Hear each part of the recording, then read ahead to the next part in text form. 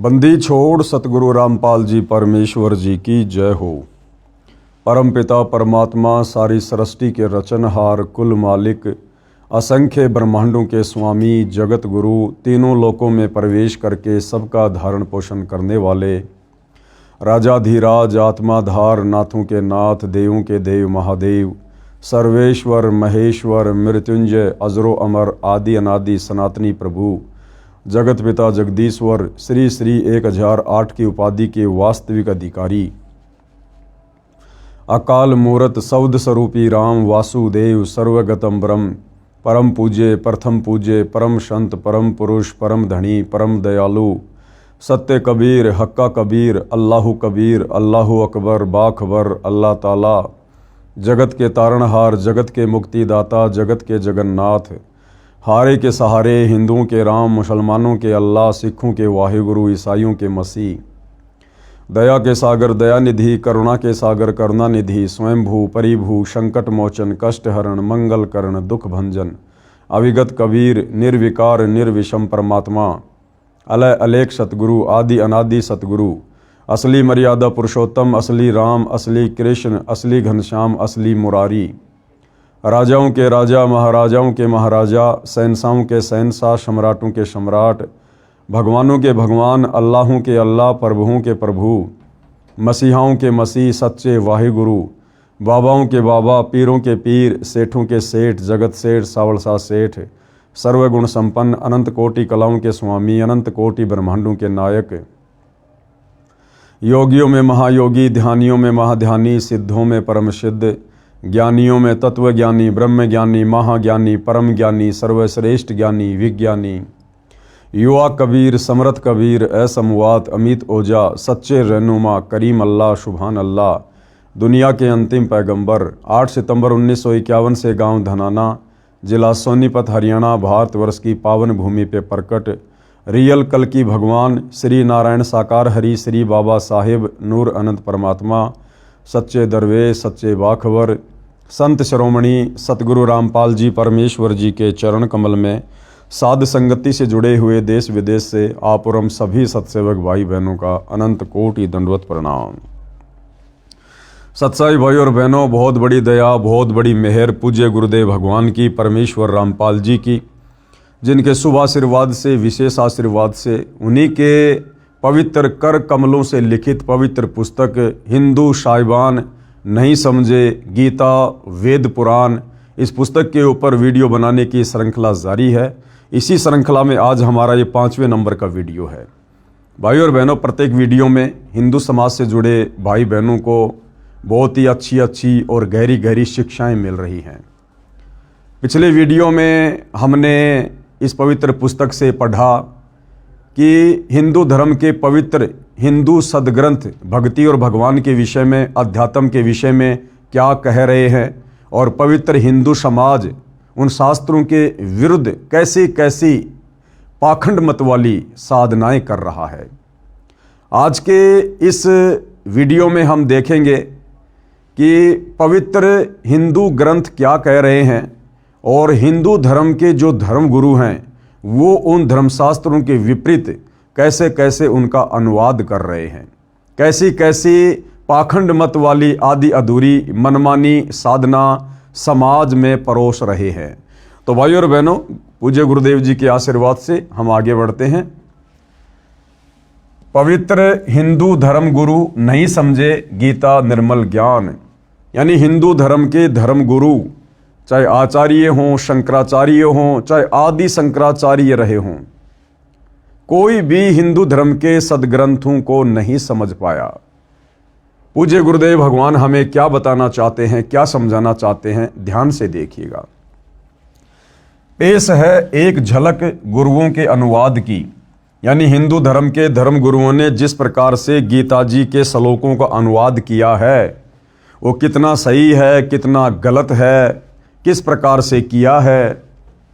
अन्य प्रमाण गीता अध्याय 10 श्लोक 3, कृपया पढ़ें फोटोकॉपी गीता अध्याय 10 श्लोक 3 की, जो गीता प्रेस गोरखपुर से प्रकाशित व मुद्रित है, जिसके अनुवादक श्री जय दयाल गोविंदका जी हैं।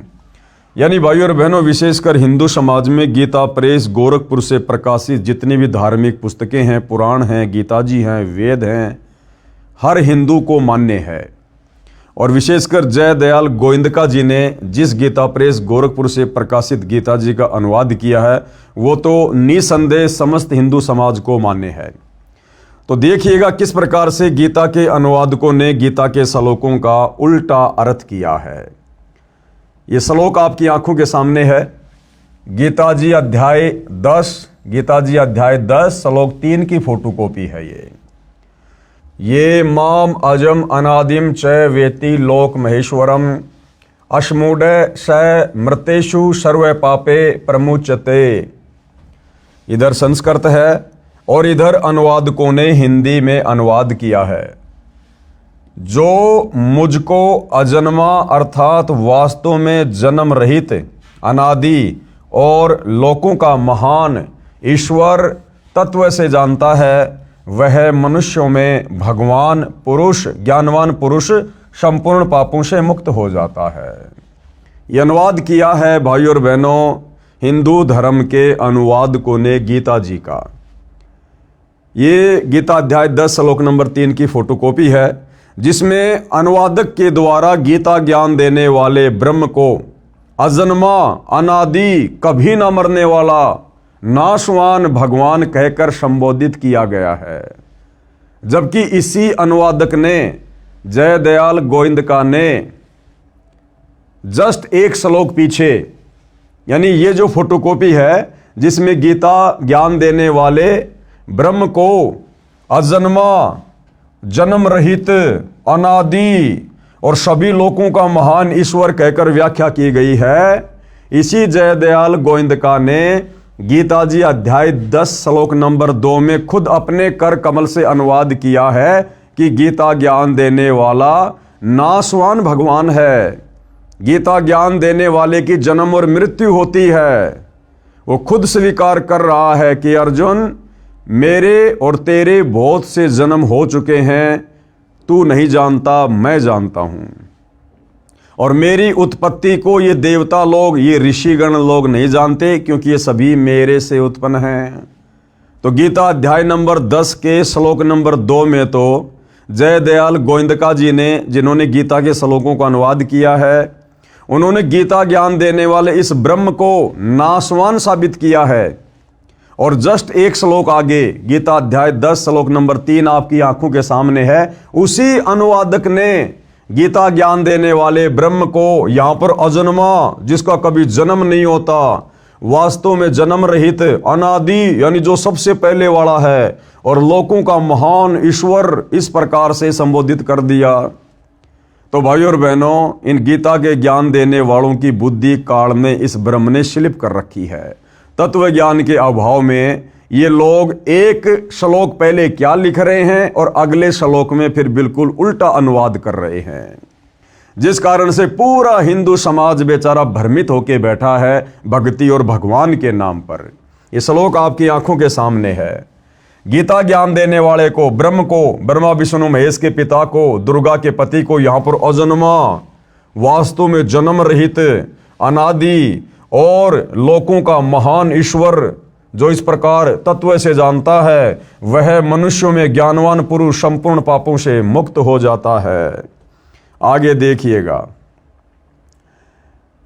विशेष विवेचन अब पूज्य गुरुदेव भगवान बता रहे हैं कि भाई ध्यान दो, गीता अध्याय 10 श्लोक 3 का अनुवाद गलत किया है। जो अनुवाद अभी हमने पढ़ा है, पूज्य गुरुदेव भगवान कह रहे हैं कि गीता के श्लोकों का अनुवाद करने वालों ने इस श्लोक का अनुवाद गलत किया है, जिसमें लिखा है कि गीता ज्ञान देने वाले ने कहा, जो मुझको अजन्मा, अनादि और लोकों का महान ईश्वर तत्व से जानता है, वह मनुष्यों में ज्ञानवान पुरुष संपूर्ण पापों से मुक्त हो जाता है। अनुवाद समाप्त। महा आश्चर्य। अब क्या कह रहे हैं पूज्य गुरुदेव भगवान की पुण्यात्माओं, विचार करो। महा आश्चर्य कैसे? गीता अध्याय 10 श्लोक 2 में गीता ज्ञान दाता ने कहा है कि मेरी उत्पत्ति हुई है, गीता अध्याय 10 श्लोक 2 में तो खुद गीता का ज्ञान देने वाला भगवान ये ब्रह्म कह रहा है कि अर्जुन मेरी तो उत्पत्ति हुई है, यानी मेरा तो जन्म हुआ है, और जिसका जन्म होता है उसकी मृत्यु भी होती है।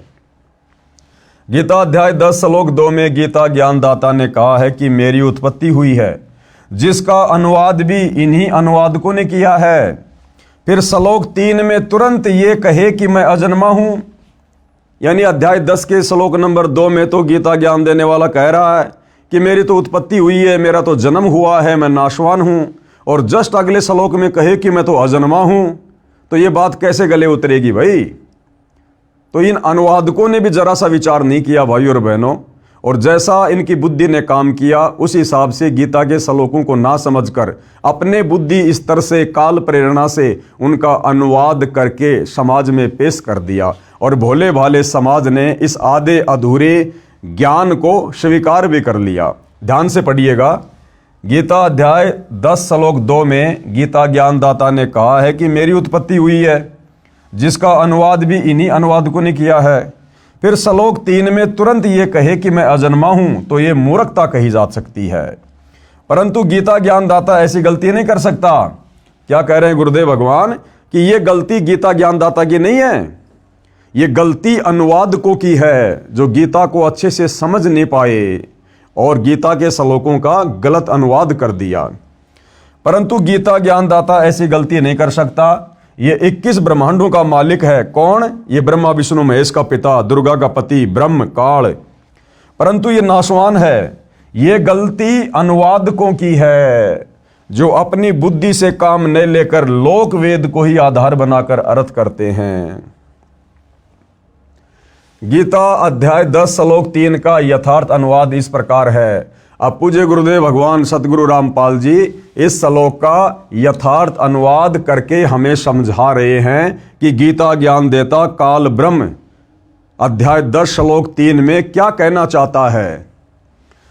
जो माम यानी मुझको, जो मुझको, किसको? ये ब्रह्म कह रहा है, ये काल कह रहा है, गीता का ज्ञान देने वाला, जो मुझको और अजन्मा यानी वास्तव में जन्म रहित है, अनादिम, अनादिम यानी जिसकी आदि न हो, अर्थात जो सदा से है, लोक महेश्वरम, सब लोकों के महान ईश्वर यानी परम अक्षर ब्रह्म को जानता है, वह मनुष्यों में ज्ञानवान पुरुष संपूर्ण पापों से मुक्त हो जाता है। इस श्लोक का वास्तविक अर्थ तो ये है, गीता ज्ञानदाता कह रहा है कि जो इस गीता जी को पढ़कर मेरी स्थिति के बारे में जान लेता है कि मैं तो ब्रह्म हूं और ब्रह्मलोक में रहता हूं, मेरी साधना का ओम मंत्र है, मेरा जन्म होता है, मेरी मृत्यु होती है, मेरे ब्रह्मलोक में गए हुए प्राणी भी लौटकर वापस संसार में आते हैं, उनकी पूर्ण मुक्ति नहीं होती।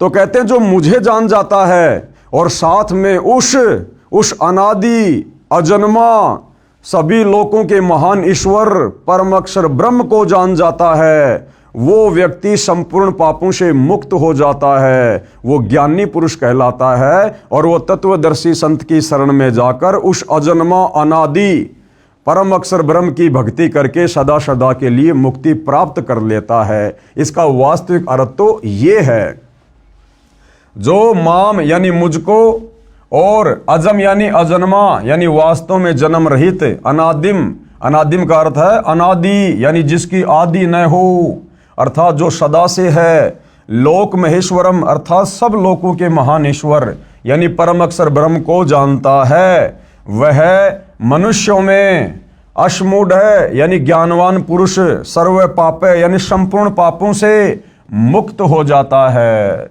जिस प्रकार सतगुरु रामपाल जी परमेश्वर जी के पंथ में उनके अनुयायियों ने उनके द्वारा किए गए सत्संगों को सुनकर, उनके द्वारा लिखी पुस्तकों को पढ़कर जो गीता जी का अनुवाद किया गया है, जो वेदों के श्लोकों का अनुवाद किया गया है, उसको पढ़कर समझकर सतगुरु रामपाल जी के हम समस्त फॉलोवर ने, हमने गीता ज्ञान देने वाले इस ब्रह्म की, ब्रह्मा विष्णु महेश के पिता की, दुर्गा के पति की वास्तविक स्थिति को भी जान लिया है, पहचान लिया है कि ये ब्रह्म क्या है, कहाँ रहता है, ये जन्मता भी है, मरता भी है, इसकी भक्ति से मुक्ति नहीं है। और साथ में गुरुदेव ने हमें परम अक्षर ब्रह्म सत्य पुरुष कबीर देव की स्थिति से भी परिचित करवा दिया और उस शाश्वत स्थानम सतलोक के बारे में भी जानकारी दे दी।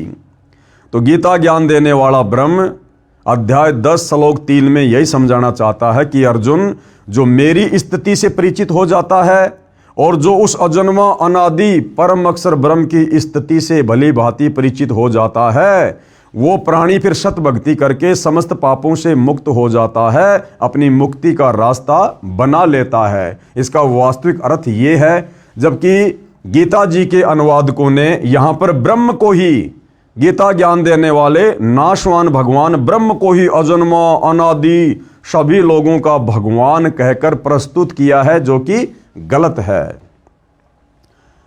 अर्थात जो मुझको तथा अजन्मा को, अजन्मा कौन? जिसको कभी जन्म ही ना हुआ हो, जो स्वयंभू परमात्मा है, परम अक्षर ब्रह्म सत्य पुरुष कबीर देव, तथा अजन्मा को यानी परम अक्षर ब्रह्म को, जो वास्तव में जन्म रहित को, अनादि को यानी जो सदा से है, उस सब लोगों के महान ईश्वर यानी कुल के मालिक को तत्व से जानता है, वह मनुष्यों में ज्ञानवान पुरुष यानी तत्वदर्शी संत संपूर्ण पापों से मुक्त हो जाता है। आगे गुरुदेव कह रहे हैं ध्यान देने योग्य बातें। कौन सी बातें हैं जो ध्यान देने योग्य हैं? गीता का ज्ञान बोलने वाले ने इसी गीता अध्याय 10 श्लोक 2 में कहा है कि मेरी उत्पत्ति को यानी मेरे जन्म को, यानी जन्म को न देवता लोग जानते हैं न महर्षि जन ही जानते हैं, क्योंकि मैं सब प्रकार से देवताओं और महर्षियों का आदि कारण हूँ। यानी ये ब्रह्म कह रहा है कि मेरी उत्पत्ति को, मेरे जन्म को ये देवता लोग और ये महर्षि जन नहीं जानते, क्योंकि ये सब तो मेरे से उत्पन्न हुए हैं और बेटा कभी भी अपने बाप की उत्पत्ति नहीं बता सकता। भावार्थ है कि गीता ज्ञानदाता स्वयं स्वीकार करता है कि मेरी उत्पत्ति यानी जन्म हुआ है, परंतु जितने भी देवता हैं तथा महर्षि जन हैं वे मेरी उत्पत्ति को नहीं जानते, क्योंकि वे मेरे से उत्पन्न हुए हैं। पाठक जन विचार करें कि पिता की उत्पत्ति को बच्चे तो नहीं जानते, परंतु दादाजी तो जानता है। दादाजी कौन? ये परम अक्षर ब्रह्म सत्य पुरुष कबीर देव, जिसने सभी को उत्पन्न किया। उस दादाजी यानी ग्रैंड फादर ने इस गीता ज्ञानदाता काल ब्रह्म की उत्पत्ति बताई है, कबीर परमेश्वर जी ने। आप पढ़ेंगे इसी पुस्तक में अध्याय सृष्टि रचना में, आगे चल के हम इस पर भी विशेष तौर पर जो है ध्यान देंगे। मेरे यानी लेखक के, कौन? सतगुरु रामपाल जी के मेरे गीता अध्याय 10 श्लोक 3 के अनुवाद का समर्थन गीता अध्याय 10 श्लोक 2 के साथ साथ गीता अध्याय 2 श्लोक 12, गीता अध्याय 4 श्लोक 5 में भी है, जिनमें गीता ज्ञान बताने वाले ने कहा है कि हे अर्जुन, तेरे और मेरे बहुत जन्म हो चुके हैं, उन सबको तू नहीं जानता, मैं जानता हूँ। गीता अध्याय 4 श्लोक 5। आगे, हे अर्जुन, मैं, तू और ये राजा लोग पहले भी जन्मे थे, आगे भी जन्मेंगे। गीता अध्याय 2 श्लोक 12, अर्थात ये सारे के सारे जन्म और मृत्यु में हैं। कृपया देखिए इसी पुस्तक के पेज नंबर 25 पर फोटोकॉपी गीता अध्याय 10 श्लोक 2, गीता अध्याय 4 श्लोक 5, गीता अध्याय 2 श्लोक 12 की, जिनके अनुवादक श्री जयदयाल गोविंदका जी ही हैं तथा प्रकाशक व मुद्रक भी गीता प्रेस गोरखपुरी है, जो दास ने आपको पहले इसी पुस्तक में जब वीडियो बन रहे थे उसमें आपको दिखाया था। गीता अध्याय 4 का श्लोक 5 में गीता बोलने वाले ने स्पष्ट कहा है कि हे परंतप अर्जुन, मेरे और तेरे बहुत जन्म हो चुके हैं, उन सबको तू नहीं जानता, मैं जानता हूं। अर्थात गीता ज्ञान देने वाला नाशवान है, इसके भी जन्म और मृत्यु होती है। विवेचन, उपरोक्त तीनों श्लोकों से स्पष्ट हो गया है कि गीता ज्ञानदाता आपका श्री कृष्ण उर्फ श्री विष्णु नाशवान है। यानी आम हिंदू समाज गीता का ज्ञान देने वाला श्री कृष्ण जी को मानता है, तो श्री कृष्ण जी कहो चाहे श्री विष्णु जी कहो, क्योंकि विष्णु जी के अवतार श्री कृष्ण जी थे।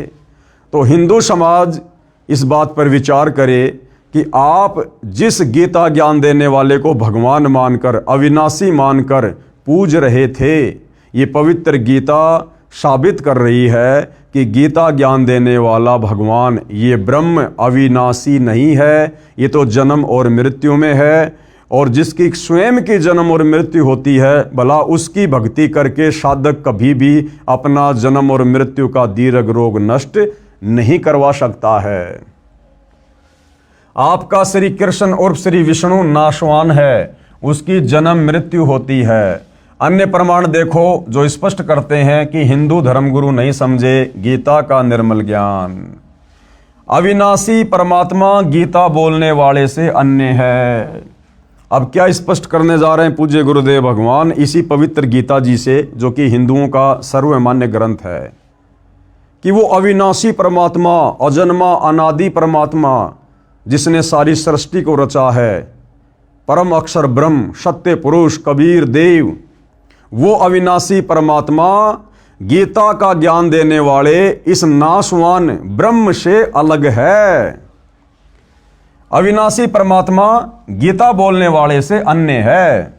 प्रमाण, अविनाशी परमात्मा तो गीता ज्ञान दाता यानी आपके श्री कृष्ण जी उर्फ श्री विष्णु जी से अन्य है, जो सर्व प्राणियों की उत्पत्ति करता है, यानी जिससे ये जगत व्याप्त है। यानी जिस अविनाशी परमात्मा ने, परम अक्षर ब्रह्म ने सारी सृष्टि को रचा है, वो तो गीता का ज्ञान देने वाले इस ब्रह्म से अलग है, जो सबका धारण पोषण करने वाला है। गीता ज्ञानदाता ने अर्जुन को उसकी शरण में जाने के लिए कहा है, अध्याय 18 श्लोक नंबर 62 में, कि तू सर्वभाव से उस परमेश्वर की शरण में जा। गीता ज्ञानदाता ने अर्जुन को उसकी शरण में जाने के लिए कहा है कि यदि अर्जुन तू जन्म मरण तथा जरा यानी बुढ़ापा, वृद्धावस्था से पूर्ण रूप से छुटकारा चाहता है, शाश्वत स्थान यानी अमर लोक यानी सतलोक प्राप्त करना चाहता है, तथा परम शांति चाहता है, तो मेरे से अन्य उस परमेश्वर, कौन से परमेश्वर की? परम अक्षर ब्रह्म की शरण में जा, जो गीता अध्याय नंबर 15 श्लोक नंबर 17 में कहा कि उत्तम पुरुष है तू अन्य, यानी वो सर्वश्रेष्ठ परमात्मा तो वो तीसरे नंबर का है जो सतलोक में रहता है। प्रमाण के लिए पेश है गीता अध्याय 2 श्लोक 17। प्रमाण के लिए पेश है गीता अध्याय 2 श्लोक 17, गीता अध्याय 15 श्लोक 17, गीता अध्याय 18 श्लोक 46, 61 तथा 62। गीता अध्याय 2 श्लोक 17 में, अब ये गीता अध्याय 2 श्लोक नंबर 17 में क्या कहा गया है? गीता ज्ञान दाता ने, यानी गीता का ज्ञान देने वाले इस ब्रह्म ने, नाशवान भगवान ने अपने से अन्य अविनाशी परमेश्वर के विषय में कहा है। अविनाशी परमेश्वर कौन? जो कभी भी जन्म और मृत्यु में नहीं आता, कि नाश रहित यानी अविनाशी तो उसको जान जिससे ये संपूर्ण जगत व्याप्त है, यानी जिसने सारी सृष्टि को रचा है। इस अविनाशी का विनाश करने में यानी उसको मारने में कोई भी समर्थ नहीं है। पेश है फोटोकॉपी गीता अध्याय 2 श्लोक नंबर 17 की। अपनी आंखों से देखिए भाई और बहनों, कितना क्लियर किया गया है इस पवित्र ग्रंथ गीता में। अविनाशी तू तत् विधि येन सर्वम इदम ततम विनाशम अव्यस्य अस्य न कश्चित कृत्युम अहर्ति। एक तरफ संस्कृत है, बिल्कुल बराबर में हिंदी में अनुवाद है। अब गीता ज्ञान देने वाला ये ब्रह्म, ये नाशवान भगवान अपने से अन्य उस अविनाशी परम अक्षर ब्रह्म के विषय में अर्जुन को क्या कह रहा है? नाश रहित यानी जिसका कभी विनाश नहीं होता, नाश रहित तो तू उसको जान जिससे यह संपूर्ण दृश्य वर्ग यानी संपूर्ण जगत व्याप्त है। इस अविनाशी का विनाश करने में कोई भी समर्थ नहीं है। अपने से अन्य भगवान को गीता का ज्ञान देने वाला ब्रह्म अविनाशी कह रहा है, अजन्मा कह रहा है कि उसका नाश करने में कोई भी समर्थ नहीं है। अर्थात ये गीता का ज्ञान देने वाला ब्रह्म स्वयं अविनाशी नहीं है, इसका नाश होता है, इसका जन्म होता है, इसकी मृत्यु होती है। ये सुप्रीम गॉड नहीं है गीता का ज्ञान देने वाला। यही प्रमाण गीता अध्याय 18 श्लोक 46 में भी है। इसमें भी गीता ज्ञान दाता ने यानी ब्रह्म ने अपने से अन्य परमेश्वर के विषय में कहा है, परम अक्षर ब्रह्म के विषय में, कि जिस परमेश्वर से संपूर्ण प्राणियों की उत्पत्ति हुई है और जिससे ये समस्त जगत व्याप्त है, उस परमेश्वर की अपने स्वाभाविक कर्मों द्वारा पूजा करके मनुष्य परम सिद्धि को प्राप्त हो जाता है। यहां भी गीता बोलने वाले ने अपने से अन्य परमेश्वर के विषय में कहा है। आगे देखिए भाइयों और बहनों, पेश है गीता अध्याय 18 श्लोक 46 की फोटोकॉपी। ये संस्कृत में श्लोक आप जी की आंखों के सामने है, पढ़ सकते हैं, देख सकते हैं। जिस परमेश्वर से संपूर्ण प्राणियों की उत्पत्ति हुई है, कौन कह रहा है? गीता का ज्ञान देने वाला ब्रह्म।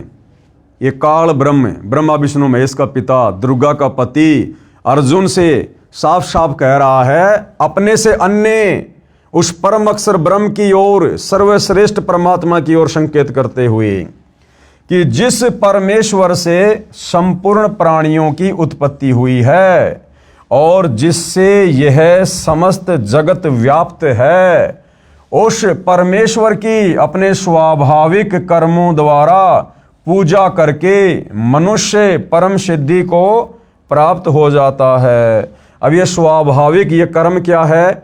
जब हम सतगुरु रामपाल जी से उपदेश लेकर शास्त्र अनुकूल सत भक्ति ग्रहण करेंगे तो सतगुरु रामपाल जी परमेश्वर हमें जो भक्ति बताएंगे, उस भक्ति को हमने अपना कार्य करते करते, यानी जो किसान है अपनी किसानी कर रहा है, दुकानदार अपनी दुकानदारी कर रहा है, यानी कार्य करते करते हमने अपने गुरु के वचन और मर्यादाओं में रहकर उस भक्ति को सफल करना है, जिससे हमारी मुक्ति होगी।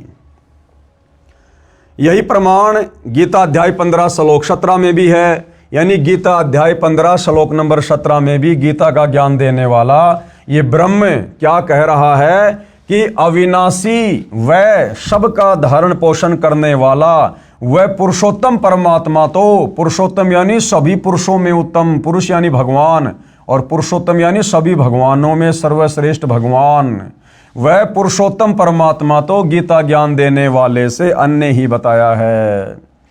पेश है गीता अध्याय 15 श्लोक 17 की फोटोकॉपी। देखो भाइयों और बहनों, सौभाग्य आपका, जो भी बात बोली जा रही है साथ में प्रमाण दिए जा रहे हैं ताकि किसी भी प्रकार की शंका भगत समाज को ना रहे।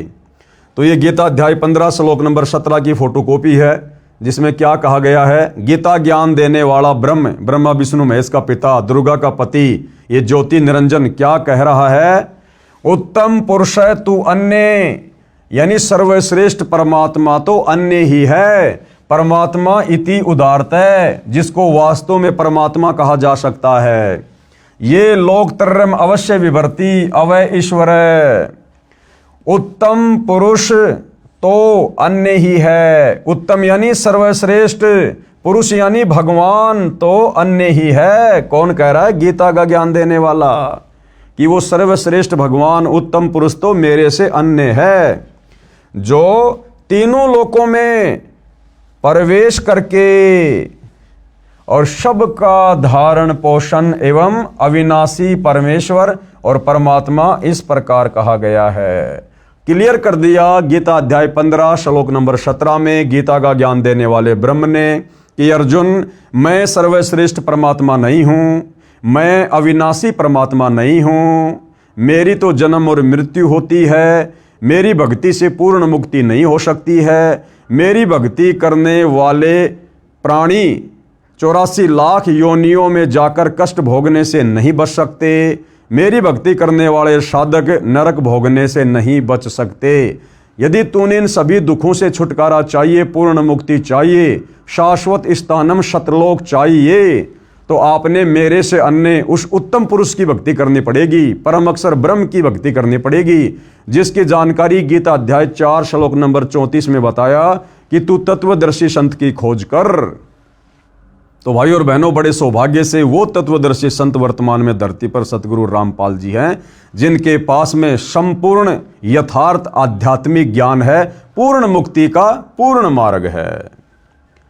गीता अध्याय 18 श्लोक 61 में भी, गीता अध्याय 18 श्लोक 61 में भी गीता ज्ञानदाता ने अपने से अन्य परमेश्वर के विषय में कहा है। 18वें अध्याय के 61वें श्लोक में भी गीता का ज्ञान देने वाले ब्रह्म ने, इस ज्योति निरंजन ने, काल ब्रह्म ने, दुर्गा के पति ने, ब्रह्मा विष्णु महेश के पिता ने अपने से अन्य उस सर्वश्रेष्ठ परमात्मा की ओर इशारा किया है। गीता अध्याय 18 श्लोक 61 में भी गीता ज्ञानदाता ने अपने से अन्य परमेश्वर के विषय में कहा है कि हे अर्जुन, शरीर रूप यंत्र में आरूढ़ हुए संपूर्ण प्राणियों को अंतर्यामी परमेश्वर अपनी माया यानी शक्ति से उनके कर्मों के अनुसार भ्रमण करवाता हुआ सब प्राणियों के हृदय में स्थित है। इसमें गीता ज्ञानदाता ने अपने से अन्य अंतर्यामी परमेश्वर का ज्ञान करवाया है, जो सबके हृदय रूपी गुफा में बैठा हुआ है और जिसकी शक्ति से सभी प्राणी चल रहे हैं और जो कर्मों के अनुसार सभी को फल देता है। अपने से अन्य परमेश्वर के विषय में जानकारी दे रहा है।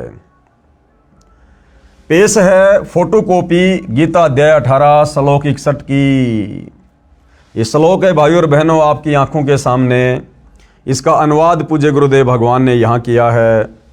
हे अर्जुन, शरीर रूप यंत्र में आरूढ़ हुए संपूर्ण प्राणियों को अंतर्यामी परमेश्वर अपनी माया से उनके कर्मों के अनुसार भ्रमण कराता हुआ सब प्राणियों के हृदय में स्थित है।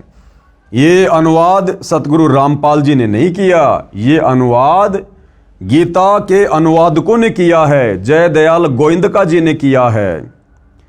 और ये अनुवाद स्पष्ट रूप से संकेत कर रहा है, यानी गीता का ज्ञान देने वाला भगवान अपने से अन्य किसी और अंतर्यामी परमेश्वर की तरफ संकेत कर रहा है कि जो सर्व प्राणियों को अपनी शक्ति से चलाता है और सभी प्राणियों को कर्मों के अनुसार फल देता है।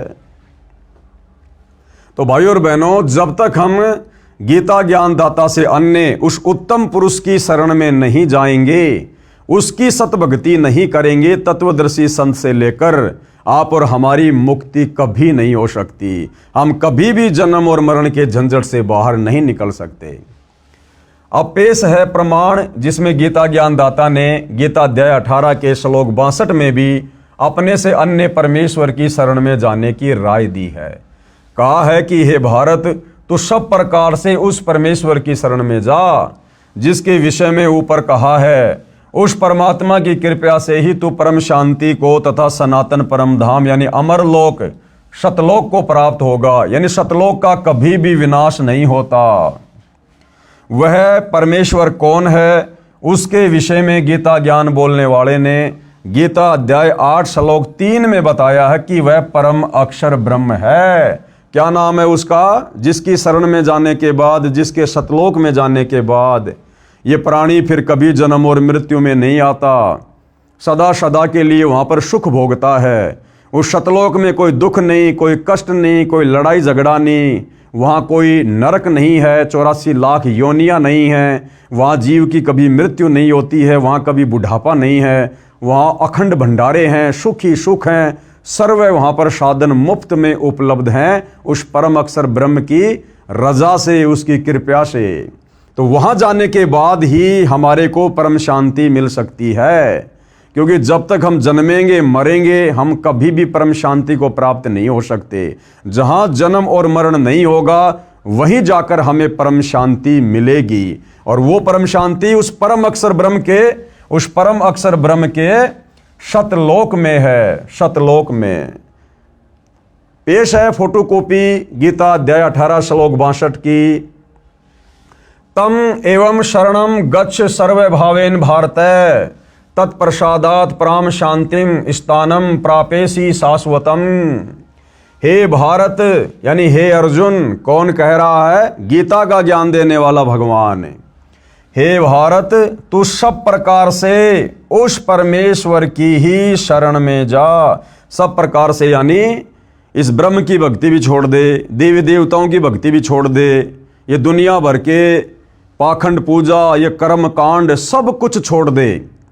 तुझे तत्वदर्शी संत जो शत भक्ति दे, जो मंत्र दे, जो धर्म यज्ञ की जानकारी दे, केवल तूने उसकी मर्यादा में रहकर उतना ही करना है, फिर तेरा मोक्ष निश्चित है। इसको कहते हैं सर्वभाव से, सब प्रकार से, तन मन धन से समर्पित होकर।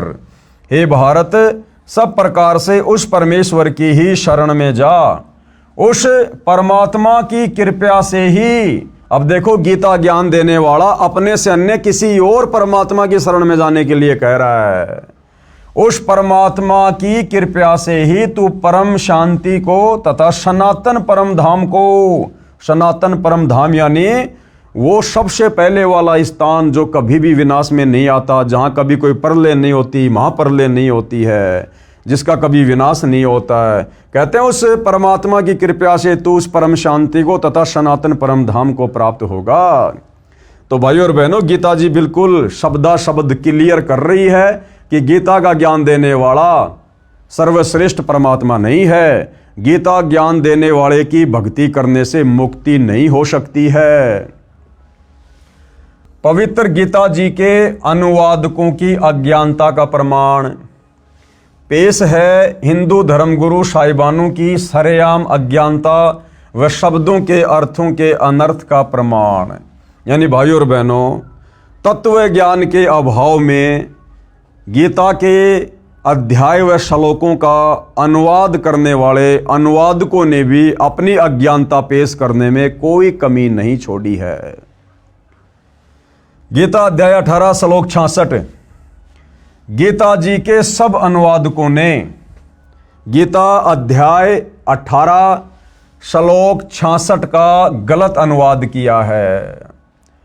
इस श्लोक 66 के मूल पाठ में वरज शब्द है। क्या शब्द है भाइयों और बहनों? ये वरज शब्द है, वरज, जिसका अर्थ आना किया है। गीता के सभी अनुवादकों ने गीता अध्याय 18 श्लोक नंबर 66 के श्लोक में वर्ज शब्द है, और वर्ज शब्द का असल में मतलब होता है जाना। जैसे अंग्रेजी में गो मानी जाना, इसी प्रकार ये संस्कृत का शब्द है वर्ज। वर्ज का मतलब होता जाना, लेकिन सभी गीता के अनुवादकों ने उस वर्ज का अर्थ किया है आना। जैसे गो का अर्थ कोई कर दे आना। ये सबसे बड़ी अज्ञानता है इन लोगों की। क्यों?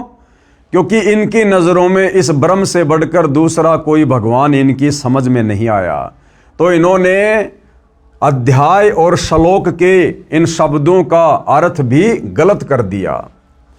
गीता अध्याय 18 श्लोक 66 का अनुवाद गलत किया है। इस श्लोक 66 के मूल पाठ में वरज शब्द है, वरज, जिसका अर्थ आना किया है, जो गलत है। वरज का अर्थ जाना, चले जाना, प्रस्थान करना, एक स्थान से दूसरे स्थान पर जाना है। प्रमाण के लिए पेश है फोटोकॉपी संस्कृत हिंदी शब्दकोश की, जिसके संग्रहकर्ता हैं वामन शिवराम आपटे। आपको हिंदी संस्कृत शब्दकोश से दिखाते हैं कि वरज का मतलब क्या होता है। यह है भाइयों और बहनों वरज, और वरज का अर्थ क्या है? जाना, चलना, प्रगति करना, पहुंचना, दर्शन करना, यानी आगे की ओर बढ़ना। ये वरज का रियल में अर्थ है, जाना। जबकि गीता के इस श्लोक का अनुवाद करने वाले सभी अनुवादकों ने एक दूसरे की नकल करते हुए तत्व ज्ञान के अभाव में अर्थ का अनर्थ कर दिया और वरज का अर्थ कर दिया आना। शब्दकोश से स्पष्ट हुआ कि वरज माने जाना है। अन्य प्रमाण एस्कॉन के संस्थापक श्री प्रभुपाद जी महाराज द्वारा अनुवादित श्रीमद् भगवद गीता के अध्याय 18 श्लोक 66 के अनुवाद से पहले शब्दों के अर्थ लिखे हैं। उनमें तो वर्ज का अर्थ जाओ ठीक लिखा है, परंतु श्लोक 66 के अनुवाद में आओ गलत किया है।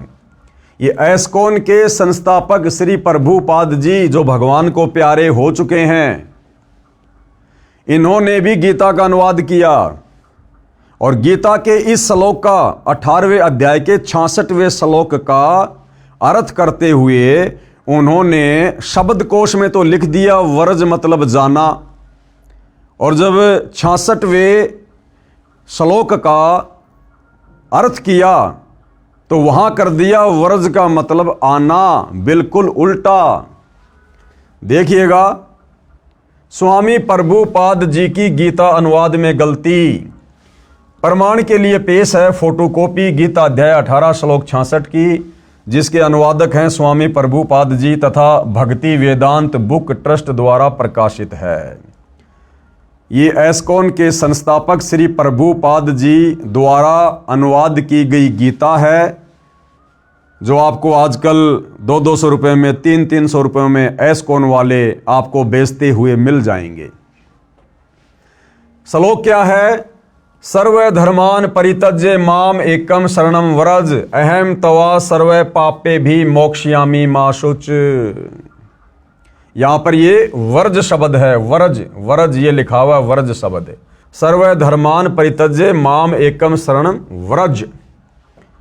अब देखो, सर्वधर्मान यानी समस्त प्रकार के धर्म, परित्यज्य यानी त्याग कर, माम यानी मेरी, एकम यानी एकमात्र, शरणम यानी शरण में, व्रज मानी जाओ, व्रज मानी जाओ। अब देखो भाई और बहनों, शब्दों के जो अर्थ किए हैं उनमें तो व्रज का अर्थ लिख दिया जाओ, और जब इसका अनुवाद करेगा वहां पर लिख दिया आ जाओ। समस्त प्रकार के धर्मों का परित्याग करो और मेरी शरण में आओ। ये देखो, यहां तो व्रज का अर्थ कर दिया जाओ, बिल्कुल सही है, और श्लोक का अर्थ करते हुए व्रज का अर्थ कर दिया आओ। क्योंकि भाई और बहनों, इन समस्त गीता अनुवादकों की नजर में गीता ज्ञान देने वाले ब्रह्म से ऊपर दूसरा कोई भगवान इनको दिखाई नहीं दिया। तत्व ज्ञान के अभाव में इनकी ज्ञान वाली आंखें सर्वदा बंद पड़ी हुई थी, बंद। आगे चलिए भाई और बहनों, इस फोटोकॉपी में स्पष्ट है कि ऊपर शब्दों के अर्थ में तो व्रज का अर्थ जाना यानी जाओ ठीक किया है, परंतु अनुवाद में आना यानी आओ कर दिया, जिससे गीता के सब ज्ञान का अज्ञान बना दिया। कारण यही रहा कि इन गुरुजनों को श्री कृष्ण से आगे का ज्ञान ही नहीं है, इनको अपने सदग्रंथों का भी ज्ञान नहीं है, इसलिए लिख दिया कि मेरी शरण में आ जा। यानी इन अनुवादकों ने देखा कि भैया गीता अध्याय नंबर 18 श्लोक नंबर 66 कि सर्वधर्मान परित्यज्य माम एकम शरणम व्रज अहम तवा सर्व पापे भी मोक्ष्यामि मा शुच। इन्होंने देखा कि भगवान अपने से अन्य और किसकी शरण में जाने के लिए कह रहे हैं? व्रज यानी जाना, कि हे अर्जुन, तू सब प्रकार से मेरे निमित्त, मेरे लेवल की जितनी भी पूजा भक्ति साधना जप तप की कमाई है वो मुझे समर्पित कर दे, और तू उस एकमात्र अद्वितीय परमात्मा की शरण में जा। मैं तुझे सब प्रकार के पापों से बंधनों से मुक्त कर दूंगा। इसका रियल अर्थ तो है ये। और जब इन अनुवादकों ने ये श्लोक पढ़ा, क्योंकि इनकी बुद्धि तो श्री कृष्ण जी से ऊपर जा ही नहीं रही थी कि इनसे ऊपर तो कोई भगवान है ही नहीं, तत्व ज्ञान इनको था नहीं, तो इन्होंने देखा कि यहां पर श्री कृष्ण जी यानी ब्रह्म अपने से अन्य किसी और की शरण में जाने के लिए क्यों कह रहे हैं? इनसे ऊपर और कौन भगवान है? तो इनकी समझ में भाई और बहनों गीता के श्लोक नहीं आए, तो इन्होंने व्रज का मतलब कर दिया वापस आना, क्योंकि ये श्री कृष्ण जी से ऊपर किसी और को भगवान नहीं मानते थे, तो इन्होंने अर्थों का अनर्थ कर दिया।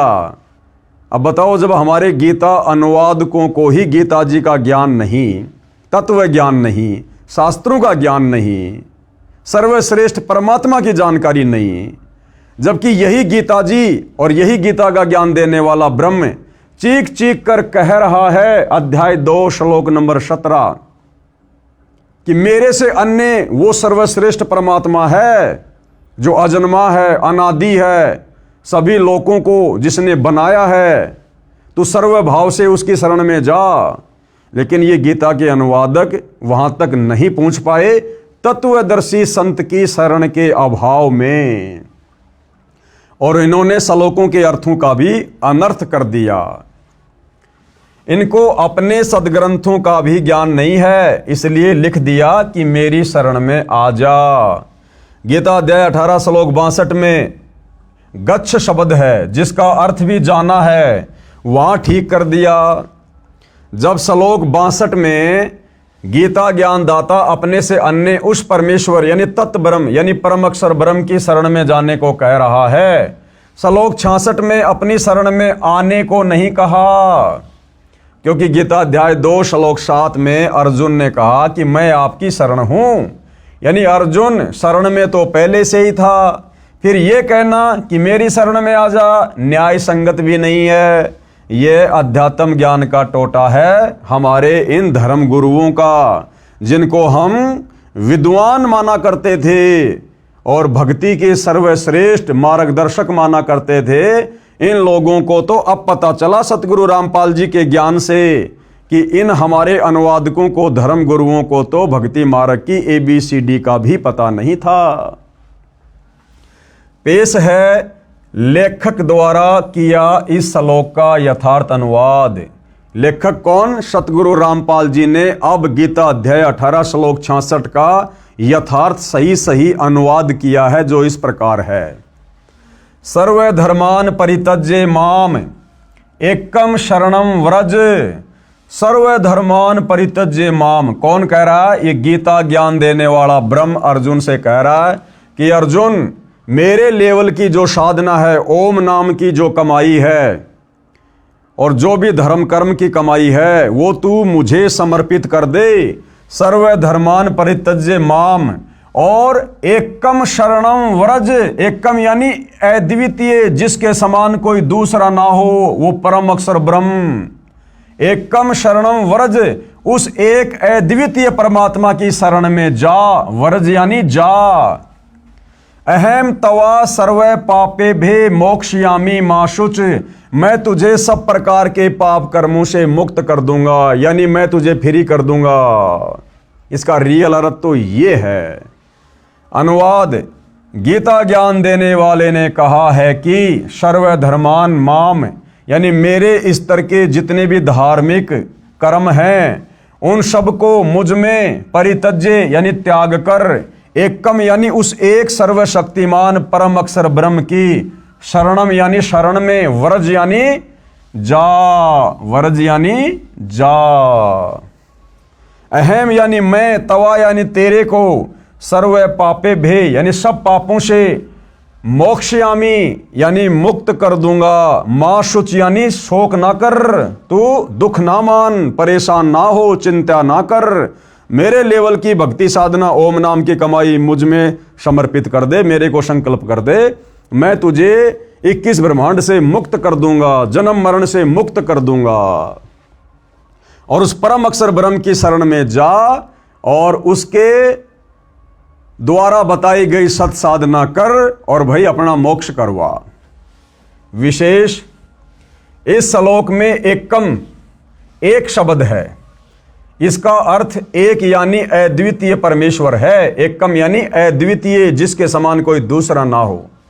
गीता अध्याय 13 श्लोक 30 में भी एकस्त शब्द है, जिसका अर्थ है उस एक परमात्मा में स्थित किया है जो गीता ज्ञानदाता से अन्य है। गीता अध्याय 13 श्लोक 27, 28 तथा 30 में भी गीता ज्ञान देने वाले काल ब्रह्म ने अपने से अन्य परमेश्वर की जानकारी दी है। कहा है कि गीता अध्याय 13 श्लोक 27, ये गीता अध्याय 13 श्लोक 27, इसमें गीता का ज्ञान देने वाला ये ब्रह्म क्या कह रहा है? जो साधक नष्ट होते हुए सब प्राणियों में परमेश्वर यानी परम अक्षर ब्रह्म को अविनाशी तथा समभाव से देखता है, वह परमेश्वर को सही रूप में देखता है, यानी वह उस परमेश्वर को ठीक से समझा है। गीता अध्याय 13 श्लोक 28 में कहा है कि क्योंकि जो साधक सर्वत्र यानी सब स्थान पर समान भाव से स्थित परमेश्वर को समान देखता हुआ अपने द्वारा अपने को नष्ट नहीं करता, यानी सत्य भाव से उस गीता ज्ञानदाता काल ब्रह्म से अन्य परम अक्षर ब्रह्म को जानकर उसी की भक्ति करके गीता ज्ञान देने वाले काल ब्रह्म से मिलने वाली गति यानी मोक्ष जो गीता अध्याय 8 श्लोक 13 में बताई है, उससे अन्य परम गति को यानी प्राप्त होता है। यही प्रसंग गीता अध्याय 13 श्लोक 30 में चला है। कहा है, जिसका समय साधक प्राणियों के पृथक पृथक भाव को एकस्तम यानी उस अद्वितीय एक परमात्मा से एवं यानी ही विस्तारम यानी सब प्राणियों का विस्तार यानी उत्पत्ति होना देखता है यानी जानता है, उस समय उस परमेश्वर को पूजकर उसी को प्राप्त हो जाता है। इससे सिद्ध हो जाता है कि गीता अध्याय 18 श्लोक 66 में एकम शरणम व्रज का अर्थ भी उस परम अक्षर ब्रह्म की शरण में जाओ ही सही है। पेश है गीता अध्याय 18 श्लोक 66 की अन्य अनुवादकों की फोटो कॉपियां, यानी एकमात्र सतगुरु रामपाल जी के अलावा जितने भी अनुवादकों ने गीता का अनुवाद किया है, सब ने एक दूसरे की नकल कर ली, कॉपी कर ली और वर्ज का अर्थ जो जाना होता है सब ने आना लिख दिया।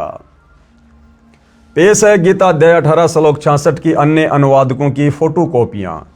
श्री राम सुखदास की गीता अनुवाद में गलती। अब देखो भाइयों और बहनों, ये बड़े बड़े नाम उजागर हो रहे हैं, बड़े बड़े नाम जो कि नामचीन हैं, जिनके अनुवाद पर किसी को कोई संदेह नहीं था। अब देखो इन्होंने कैसी कैसी गलतियां कर रखी है।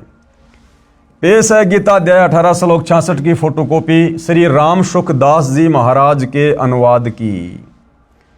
ये गीता प्रबोधनी मोटा टाइप स्वामी राम सुखदास प्रकाशक एवं मुद्रक गीता प्रेस गोरखपुर। ये देखिएगा अध्याय 18 श्लोक 66 सर्वधर्मान परित्यज्य माम एकम शरणम व्रज अहम तवा सर्व पापे भे मोक्षयामि मा शुच। संपूर्ण धर्मों का आश्रय छोड़कर तू केवल मेरी शरण में आ जा। व्रज का अर्थ क्या कर दिया? आ जा, जबकि व्रज का अर्थ क्या करना था? चला जा। मैं तुझे संपूर्ण पापों से मुक्त कर दूंगा, चिंता मत कर। यानी श्री राम सुखदास जी ने भी गीता जी का यथार्थ अनुवाद नहीं किया। आगे बढ़ते हैं भाइयों और बहनों। श्री ज्ञानानंद जी महाराज की गीता अनुवाद में गलती। पेश है गीता अध्याय 18 श्लोक 66 की फोटोकॉपी श्री ज्ञानानंद महाराज जी के अनुवाद की। ये श्री ज्ञानानंद जी के द्वारा अनुवाद की गई गीता है। श्रीमद् भगवत गीता, गीता ज्ञान सुधा, श्री स्वामी श्री ज्ञानानंद जी महाराज। ये रहा अध्याय 18 श्लोक 66 सर्वधर्मान परित्यज्य माम एकम शरणम। ये व्रज शब्द है, व्रज व्रज। अहम तवा सर्व पापे भे मोक्षयामि मा शुच। संपूर्ण धर्मों का आश्रय छोड़कर तू केवल मेरी शरण में आ जा। इन्होंने भी क्या कर रखा है? आ जा, जबकि ये करना चाहिए था जा। यानी श्री ज्ञानानंद जी ने भी गीता जी का यथार्थ अनुवाद नहीं किया। आगे बढ़िए भाइयों और बहनों। श्री सुधांशु जी महाराज की गीता अनुवाद में गलती। पेश है गीता अध्याय 18 श्लोक 66 की फोटोकॉपी श्री सुधांशु जी महाराज के अनुवाद की। ये श्री सुधांशु जी के कर कमल से अनुवाद की गई गीता है। श्रीमद् भगवत गीता, गीतामृत प्रवचन परम पूज्य श्री सुधांशु जी महाराज। अध्याय 18 श्लोक 66 सर्वधर्मान परित्यज्य माम एकम शरणम व्रज। ये व्रज शब्द है।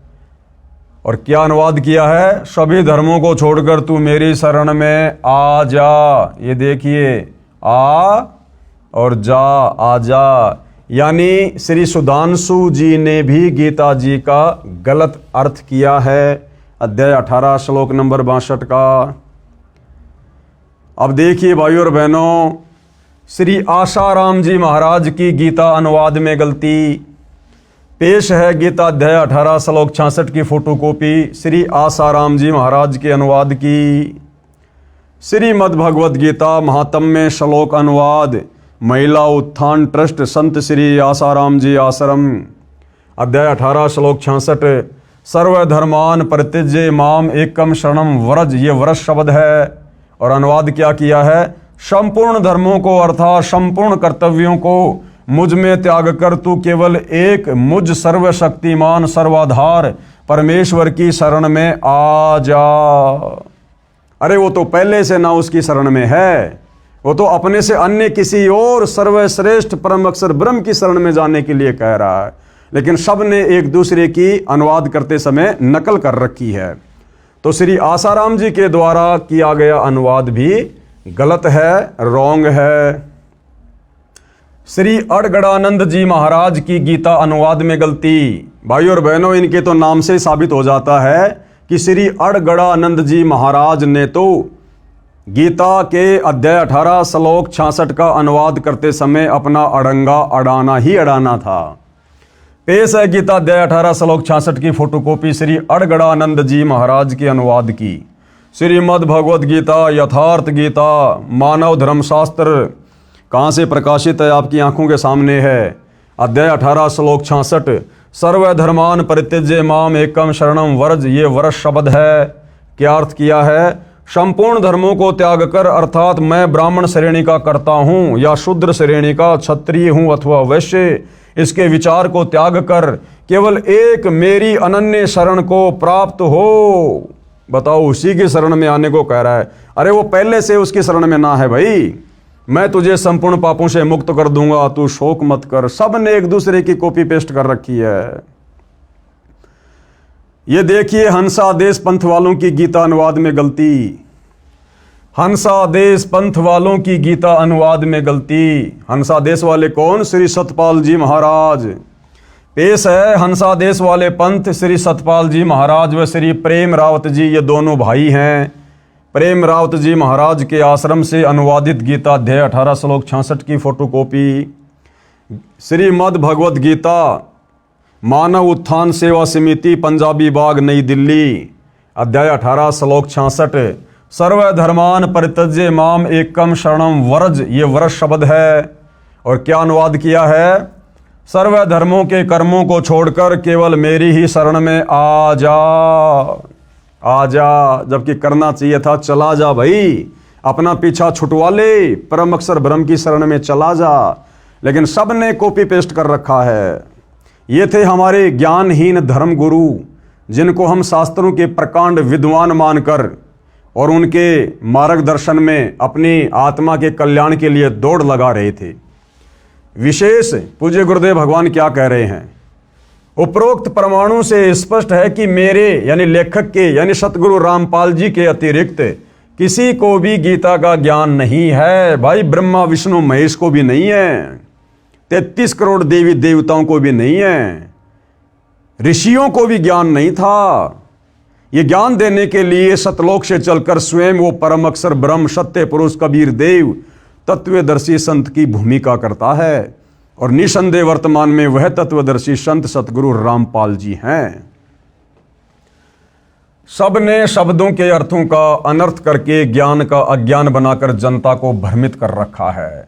और यही कारण है भाइयों और बहनों, इतनी भक्ति करते करते, इतनी साधना करते करते बेचारे श्रद्धालु, कोई पैदल यात्रा कर रहा है, कोई बेचारा एक पैर पर खड़ा होकर तपस्या कर रहा है, कोई कावड़ लेकर आ रहा है, कोई अन्य प्रकार की घोर साधनाएं कर रहा है, कोई व्रत कर रहा है, कोई तीर्थों पर जा रहा है, कोई मंदिरों में मस्जिदों में जा रहा है। उसके बावजूद भी भाइयों और बहनों उनके कार्य सिद्ध नहीं हो रहे। भक्ति के प्रतिफल में जो सुख मिलने चाहिए वो सुख समाज को नहीं मिल रहे, जिस कारण से ये समाज धीरे धीरे नास्तिकता की ओर जा रहा है। तो भाइयों और बहनों, अब हम सभी का भाग्य उदय हुआ है। धरती पर वो परम संत प्रकट हो चुका है जो हमें इन्हीं शास्त्रों से निकालकर सत भक्ति दे रहे हैं। अब भी यदि हम पीछे रहेंगे तो फिर हमारे से बड़ा निर्भागी फिर दुनिया में कोई और नहीं होगा। उपरोक्त श्लोकों से प्रमाणित हुआ कि गीता ज्ञान देने वाले से अन्य परमेश्वर है। गीता ज्ञान देने वाला कौन? ये ब्रह्म ब्रह्मा विष्णु महेश का पिता, इससे अन्य कोई परमात्मा है, परम अक्षर ब्रह्म है, जो सृष्टि की उत्पत्ति करता व धारण पोषण करता, परम शांति प्रदान करने वाला है, उसी की शरण में जाने के लिए कहा है इस गीता अध्याय 18 श्लोक नंबर 66 में कि सर्वधर्मान परित्यज्य माम एकम शरणम व्रज। उसी की शरण में जाने के लिए गीता का ज्ञान देने वाला भगवान बार बार अर्जुन से कह रहा कि अर्जुन तू सर्व भाव से उस परमेश्वर की शरण में जा, जिसकी शरण में जाने के बाद फिर तुझे वापस लौटकर संसार में नहीं आना पड़ेगा, तेरा परमानेंट मोक्ष हो जाएगा। उसी की शरण में जाने के लिए कहा है। कृपया अन्य गलती जो अनुवादकों ने की है प्रमाण के लिए देखें गीता अध्याय 8 श्लोक 16 तथा गीता अध्याय 6 श्लोक 23 की फोटोकॉपी। गीता अध्याय 8 श्लोक 16 की फोटोकॉपी, ये श्लोक आप जियों की आंखों के सामने है।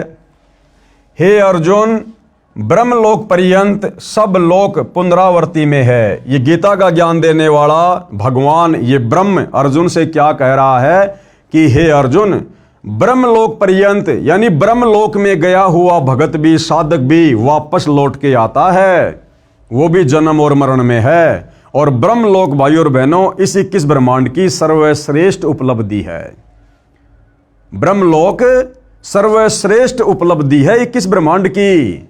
ब्रह्मलोक में वही साधक जा सकता है जो हर प्रकार से नियम मर्यादाओं में रहकर इस ब्रह्म के ओम नाम का जाप करता है अंतिम श्वास तक।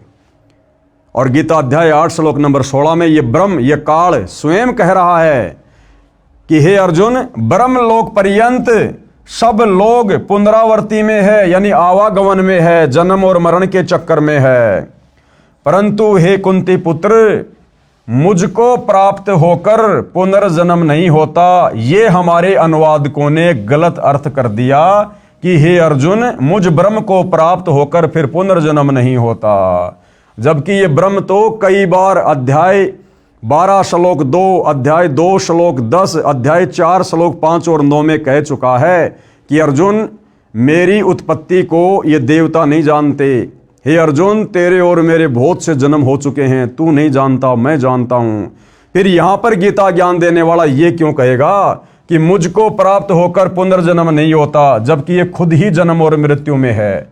तो यहां पर गीता अनुवादकों ने इस श्लोक का अर्थ गलत किया है। इसका यथार्थ अनुवाद आप जी पहले सतगुरु रामपाल जी के कर कमल से लिखा हुआ देख चुके हैं। गीता अध्याय 6 श्लोक 23 में इसी अनुवादक ने विधात शब्द का अर्थ जानना किया है। विधात का अर्थ जानना। यदि गीता अध्याय 8 श्लोक 16 में विद्यते का अर्थ जानना कर दिया जाए तो सरलार सही हो जाता है, लेकिन इनको तत्व ज्ञान नहीं था और श्री कृष्ण जी से ऊपर ये किसी और को परमात्मा नहीं जानते थे, इसलिए घुमा फिराकर श्री कृष्ण जी पर ही वापस बात को ले आए। गीता अध्याय 6 श्लोक 23 की फोटोकॉपी। ये श्लोक आप जियों की आंखों के सामने है। क्या कहा गया है? दुख रूप संसार के संयोग से रहित तथा जिसका नाम योग है उसको जानना चाहिए। वह योग यानी भक्ति न उकताते हुए अर्थात धैर्य और उत्साह युक्त चित्त से निश्चय पूर्वक करना कर्तव्य है। गीता अध्याय 15 श्लोक 17 में उसी परम अक्षर ब्रह्म का वर्णन है। गीता अध्याय 15 श्लोक 17 में उसी परम अक्षर ब्रह्म का वर्णन है कि उत्तम पुरुष तू अन्य परमात्मा इति उदाहरते। गीता ज्ञानदाता ने कहा है उत्तम पुरुष तू अन्य यानी पुरुषोत्तम यानी सर्वश्रेष्ठ प्रभु तो मेरे से अन्य ही है। जो परमात्मा इति उदाहरते यानी परमात्मा इस प्रकार कहा गया है, ये यानी जो लोकत्रयम यानी तीनों लोक में आविष्य यानी प्रवेश करके विभर्ति यानी सबका धारण पोषण करता है तथा अव्यय यानी अविनाशी ईश्वर यानी वो परमेश्वर है। ध्यान रहे गीता अध्याय 8 श्लोक 8, 9, 10, 20 व 23 में तथा गीता अध्याय 18 श्लोक 61, 62 तथा 66 में भी इसी परम अक्षर ब्रह्म की महिमा है। कहा है कि जो परम अक्षर ब्रह्म यानी कबीर देव सत्य पुरुष सर्वस्य धातारम यानी सबका धारण पोषण करने वाला है, उस परमम दिव्यम पुरुषम यानी परम दिव्य पुरुष यानी सच्चिदानंद घन ब्रह्म परमेश्वर को भजता है, उसी को प्राप्त होता है। जो गीता ज्ञानदाता से उत्तम है, श्रेष्ठ है, यानी पुरुषोत्तम है, पुरुषों में यानी भगवानों में उत्तम है, श्रेष्ठ है, वह तो अन्य है। यानी गीता ज्ञानदाता अपने से अन्य पुरुषोत्तम की यहां पर बात कर रहा है, परमेश्वर की बात कर रहा है कि वो उत्तम पुरुष जो तीनों लोकों में प्रवेश करके सबका धारण पोषण करता है, वो तो मुझ गीता ज्ञान देने वाले ब्रह्म से अन्य है। गीता ज्ञान देने वाले ने गीता अध्याय 18 श्लोक 62 में उसी परम अक्षर ब्रह्म की शरण में जाने को कहा है।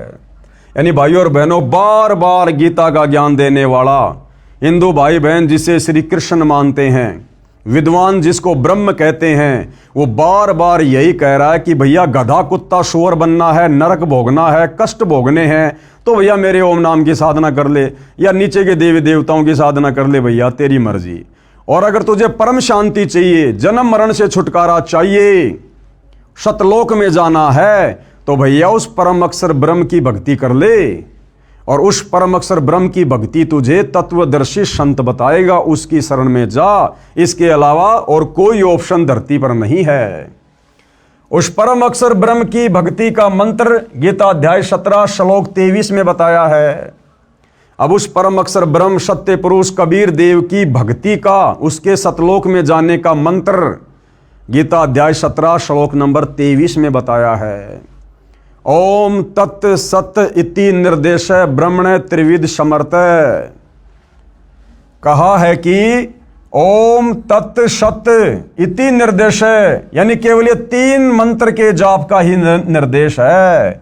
ओम तत् सत, ये ओम तो सीधा सीधा भाइयों और बहनों गीता ज्ञान देने वाले काल ब्रह्म का है, जो आपने पहले गीता अध्याय 8 श्लोक नंबर 13 में पढ़ा। खुद ये ब्रह्म कह रहा है कि ओम इति एक अक्षर माम ब्रह्म अनुस्मरण ये परियाति तजन देहम सयाति परमाम गतम। कि भाई अर्जुन, मेरे ब्रह्मलोक में जाने का मैं जितना तुझे सुख दे सकता हूं थोड़े बहुत समय के लिए, उसके लिए मेरी भक्ति का केवल एक ओम मंत्र है। उस ओम मंत्र का जाप करके तो भाई मेरे ब्रह्मलोक में आ सकता है, लेकिन मेरा ब्रह्मलोक भी परमानेंट नहीं है, उसका भी विनाश होता है। और ब्रह्मलोक में रहने वाले साधक का भी विनाश होता है, वो भी जन्म और मृत्यु में आता है। तो ये ओम तो सीधा सीधा गीता का ज्ञान देने वाले इस ब्रह्म का मंत्र है। ये तत् और सत, ये उस परम अक्षर ब्रह्म का मंत्र है, सतलोक जाने का मंत्र है। लेकिन कोई भाई ओम तत् सत करने लग जाए, ये कोई भक्ति नहीं है, ये कोई मंत्र नहीं है। ओम तो सीधा सीधा इस ब्रह्म का मंत्र है। तत् और सत ये सांकेतिक है।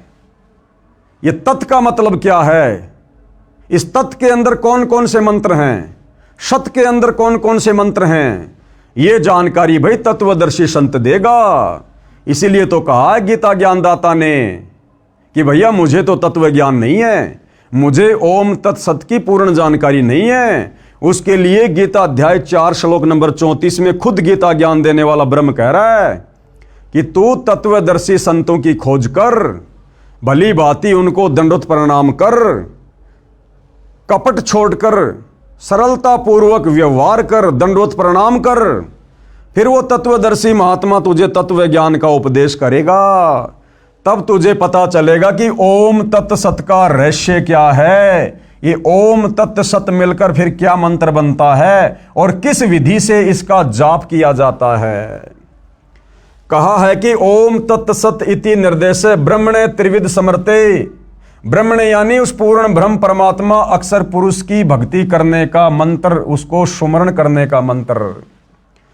ब्रह्मणा तेन वेदा च यज्ञा च विहिता पुरा, अर्थात सच्चिदानंद घन ब्रह्म यानी परम अक्षर ब्रह्म की भक्ति का ओम तत् सत यह मंत्र है। इसका 3 विधि से सुमरण कहा है, यानी इसका 3 विधि से जाप होता है। अब वो जाप भाई और बहनों तत्वदर्शी संत ही बता सकता, धरती पर किसी और के पास नहीं है, केवल सतगुरु रामपाल जी ही बता सकते हैं। इसका 3 विधि से सुमरण होता है। सृष्टि के आदि में यानी सृष्टि की शुरुआत में यानी सतयुग के आदि शुरू में विद्वान पुरुष जो ज्ञान में अब गीता रूप में बता रहा हूं, इसी आधार से अपनी धार्मिक क्रिया किया करते थे। यानी सतयुग की शुरुआत में जो विद्वान पुरुष थे, जो भगत थे, साधक थे, ऋषि महात्मा थे, वो इन्हीं 3 मंत्रों का जाप किया करते थे, तत्वदर्शी संत से लेकर। और ये परम अक्षर ब्रह्म, ये सत्य पुरुष, ये कबीर परमात्मा चारों युगों में आते हैं, तत्वदर्शी संत की भूमिका करते हैं। कबीर परमात्मा जी अपनी वाणी में कहते हैं, सतयुग में सत सुकृत कह टेरा, और त्रेता नाम मुनिंदर मेरा, द्वापर में करुणा में कहाया, कलयुग में नाम कबीर धराया। कबीर जी कहते हैं कि मैं सतयुग में आता हूं इन्हीं 3 मंत्रों का रहस्य बताने, तत्वदर्शी संत बनकर। उस समय सतयुग में मेरा नाम होता है सत सुकृत ऋषि। सतयुग में सत सुकृत कह टेरा, यानी सत सुकृत ऋषि के नाम से जाना जाता हूं। और त्रेता नाम मुनिंदर मेरा, और फिर मैं त्रेता में आता हूं तत्वदर्शी संत बनकर, सबको ज्ञान समझाता हूं, इन्हीं 3 मंत्रों का ओम तत्सत का रहस्य बताता हूं। तो त्रेता युग में परमात्मा कह रहे हैं मेरा नाम रहता है मुनिंदर ऋषि, और द्वापर में फिर तत्वदर्शी संत बनकर आता हूं, इसी ज्ञान का प्रचार करता हूं, इन्हीं 3 मंत्रों का ओम तत्सत का रहस्य उजागर करता हूं। उस समय मेरा नाम रहता है करुणा में, और कलयुग में नाम कबीर धराया। और 650 साल पहले बनारस के काशी में स्वयं कबीर परमात्मा जी आए थे, और उन्होंने यही सारा ज्ञान अपने 64 लाख भक्तों को दिया था। तो भाइयों और बहनों, इन्हीं मंत्रों से हमारी मुक्ति होगी, और इन्हीं मंत्रों से हमें सतलोक प्राप्त होगा। और ये मंत्र किस विधि से जाप होंगे, इन मंत्रों के अंदर कंप्लीट मंत्र और क्या क्या हैं, ये तो खाली सांकेतिक हैं, कोड वर्ड में है। वो सारी जानकारी केवल तत्वदर्शी संत ही बताएगा, केवल सतगुरु रामपाल जी ही बता सकते हैं। इसका 3 विधि से स्मरण कहा है, यानी सुमरण जाप कहा है। सृष्टि के आदि में, यानी सतयुग के आदि यानी शुरू में विद्वान पुरुष जो ज्ञान मैं अब गीता रूप में बता रहा हूं, इसी आधार से अपनी धार्मिक क्रिया किया करते थे। उसी परमेश्वर ने वेद व यज्ञ तथा ब्राह्मणों की उत्पत्ति की, यानी यज्ञों धार्मिक अनुष्ठानों का यथार्थ ज्ञान यानी तत्व ज्ञान उस ब्रह्म ने, यानी सच्चिदानंद घन ब्रह्म ने बताया। यानी भक्ति में हर प्रकार से धर्म कर्म की जानकारी, यज्ञों की जानकारी, वह परम अक्षर ब्रह्म स्वयं ही हर युग में तत्वदर्शी संत की भूमिका निभाते हुए हम जीवों को बताते हैं। और जो इस आधार से भक्ति करता है, वही आत्मा यहां पर भक्ति के सर्व लाभ प्राप्त करता है, जिसका विशेष प्रमाण गीता अध्याय 4 श्लोक 32 में है। एवं बहुविधा यज्ञा वितता ब्रह्मणे मुखे, कर्म जान विधि तान सर्वान एवं ज्ञात्वा विमोक्षे। अर्थात ब्रह्मणे यानी सच्चिदानंद घन ब्रह्म, यानी कबीर परमात्मा। सच्चिदानंद घन ब्रह्म का मतलब है कबीर जी, परम अक्षर ब्रह्म, उत्तम पुरुष। अर्थात सच्चिदानंद घन ब्रह्म यानी परम अक्षर ब्रह्म ने मुखे यानी अपने मुख कमल से जो वाणी बोली, उस वाणी में बहुत प्रकार के यज्ञ यानी धार्मिक अनुष्ठानों की जानकारी दी है। जो साधना बताई है वह कर्म करते करते की जा सकती है, यानी कार्य करते करते ये भक्ति की जा सकती है। इस भक्ति को करने के लिए जंगल में जाने की, गुफाओं में बैठने की, अन्य कोई हट करने की, तपस्या करने की, व्रत करने की, पैदल जाने की कोई आवश्यकता नहीं है। जो सत भक्ति परम अक्षर ब्रह्म तत्वदर्शी संत का रूप धारण करके हमें इस पृथ्वी पर बताते हैं, ये बहुत ही सरल और सहज भक्ति है। नाम उठत नाम बैठत नाम सोवत जाग बे, नाम खाते नाम पीते नाम शेती लाग बे। अपना कार्य करते करते हम ये भक्ति कर सकते हैं। माता बहनें झाड़ू निकालते निकालते, खाना बनाते बनाते उन मंत्रों का जाप कर सकती हैं। किसान खेत में हल चलाते चलाते, मजदूर अपनी मजदूरी करते करते इन मंत्रों का जाप कर सकता है। ड्राइवर गाड़ी चलाते चलाते इन मंत्रों का मन ही मन में जाप कर सकता है। ये इतनी आसान और इतनी सरल भक्ति है। ना इसमें विशेष कोई पहनावे की जरूरत है, ना विशेष कोई खान पान की जरूरत है, ना विशेष कोई आसन लगाने की जरूरत है। बहुत ही सहज भक्ति है। वह सूक्ष्म वेद यानी तत्व ज्ञान है, उसको जानकर तू कर्म बंधन से सर्वदा मुक्त हो जाएगा, यानी पूर्ण मोक्ष प्राप्त करेगा। यानी इस 21 ब्रह्मांड के स्वामी काल ब्रह्म ने हमारे ऊपर जो दुनिया भर के ये कर्म बंधन लगा रखे हैं, हमें इन कर्मों के बंधनों में जकड़ रखा है। इस भक्ति के करने से ही हम इस काल के द्वारा लगाए गए कर्म बंधनों से सर्वदा मुक्त हो सकते हैं। अन्य जितनी भी साधनाएं संसार में प्रचलित हैं, उन साधनाओं से हम उल्टा कर्म बंधनों में जकड़े जाएंगे। सावधान, पूज्य गुरुदेव भगवान हमें सावधान कर रहे हैं कि भाई सावधान रहना। गीता अध्याय 4 श्लोक 32 में ब्रह्मण्य शब्द है। इसका अर्थ मेरे अतिरिक्त यानी सतगुरु रामपाल जी के अतिरिक्त सभी गीता जी के अनुवादकों ने गलत किया है। ब्रह्मण्य का अर्थ वेद किया है, यानी गीता का अनुवाद करने वाले सभी अनुवादकों ने इस ब्रह्मण्य शब्द का अर्थ किया है वेद, जबकि ब्रह्मण्य शब्द का अर्थ होता है सच्चिदानंद घन ब्रह्म। जबकि इन्हीं अनुवादकों ने गीता अध्याय 17 श्लोक 23 में ब्रह्मण्य शब्द का अर्थ सच्चिदानंद घन ब्रह्म यानी परम अक्षर ब्रह्म किया है, जो सही है। यानी 17 के 23 में तो इन्होंने सही अर्थ कर दिया और बाकी जगह इन अनुवादकों ने ब्रह्मण्य शब्द का गलत अर्थ कर दिया, जिससे श्लोक का अर्थ अनर्थ हो गया। इससे सिद्ध हुआ कि सूक्ष्म वेद यानी संपूर्ण अध्यात्म ज्ञान, जिसे तत्व ज्ञान कहा जाता है, वह परम अक्षर ब्रह्म ने कहा है और वर्तमान में वह तत्व ज्ञान सतगुरु रामपाल जी कह रहे हैं। ध्यान रहे, गीता ज्ञान देने वाले को उस तत्व ज्ञान की जानकारी नहीं है। अब बताओ, जब गीता का ज्ञान देने वाले इस ब्रह्म को भी तत्व ज्ञान की जानकारी नहीं है, बाकी 21 ब्रह्मांड में भाई फिर दुर्गा इस काल के नीचे है, उसको कहां से तत्व ज्ञान होगा? दुर्गा से उत्पन्न तीनों उसके पुत्र ब्रह्मा विष्णु महेश, उनको कहां से तत्व ज्ञान होगा? ब्रह्मा जी से चारों वेद लेकर मनु ने आगे समाज में उतार दिए, बताओ फिर मनु को कहां से तत्व ज्ञान हो जाएगा? फिर ये वर्तमान के आचार्य शंकराचार्य संत महंत कथावाचक जिन्होंने धर्म को धंधे में तब्दील कर दिया, भला फिर इनको कहां से तत्व ज्ञान हो जाएगा? तो भाइयों और बहनों, विचारणीय विषय है।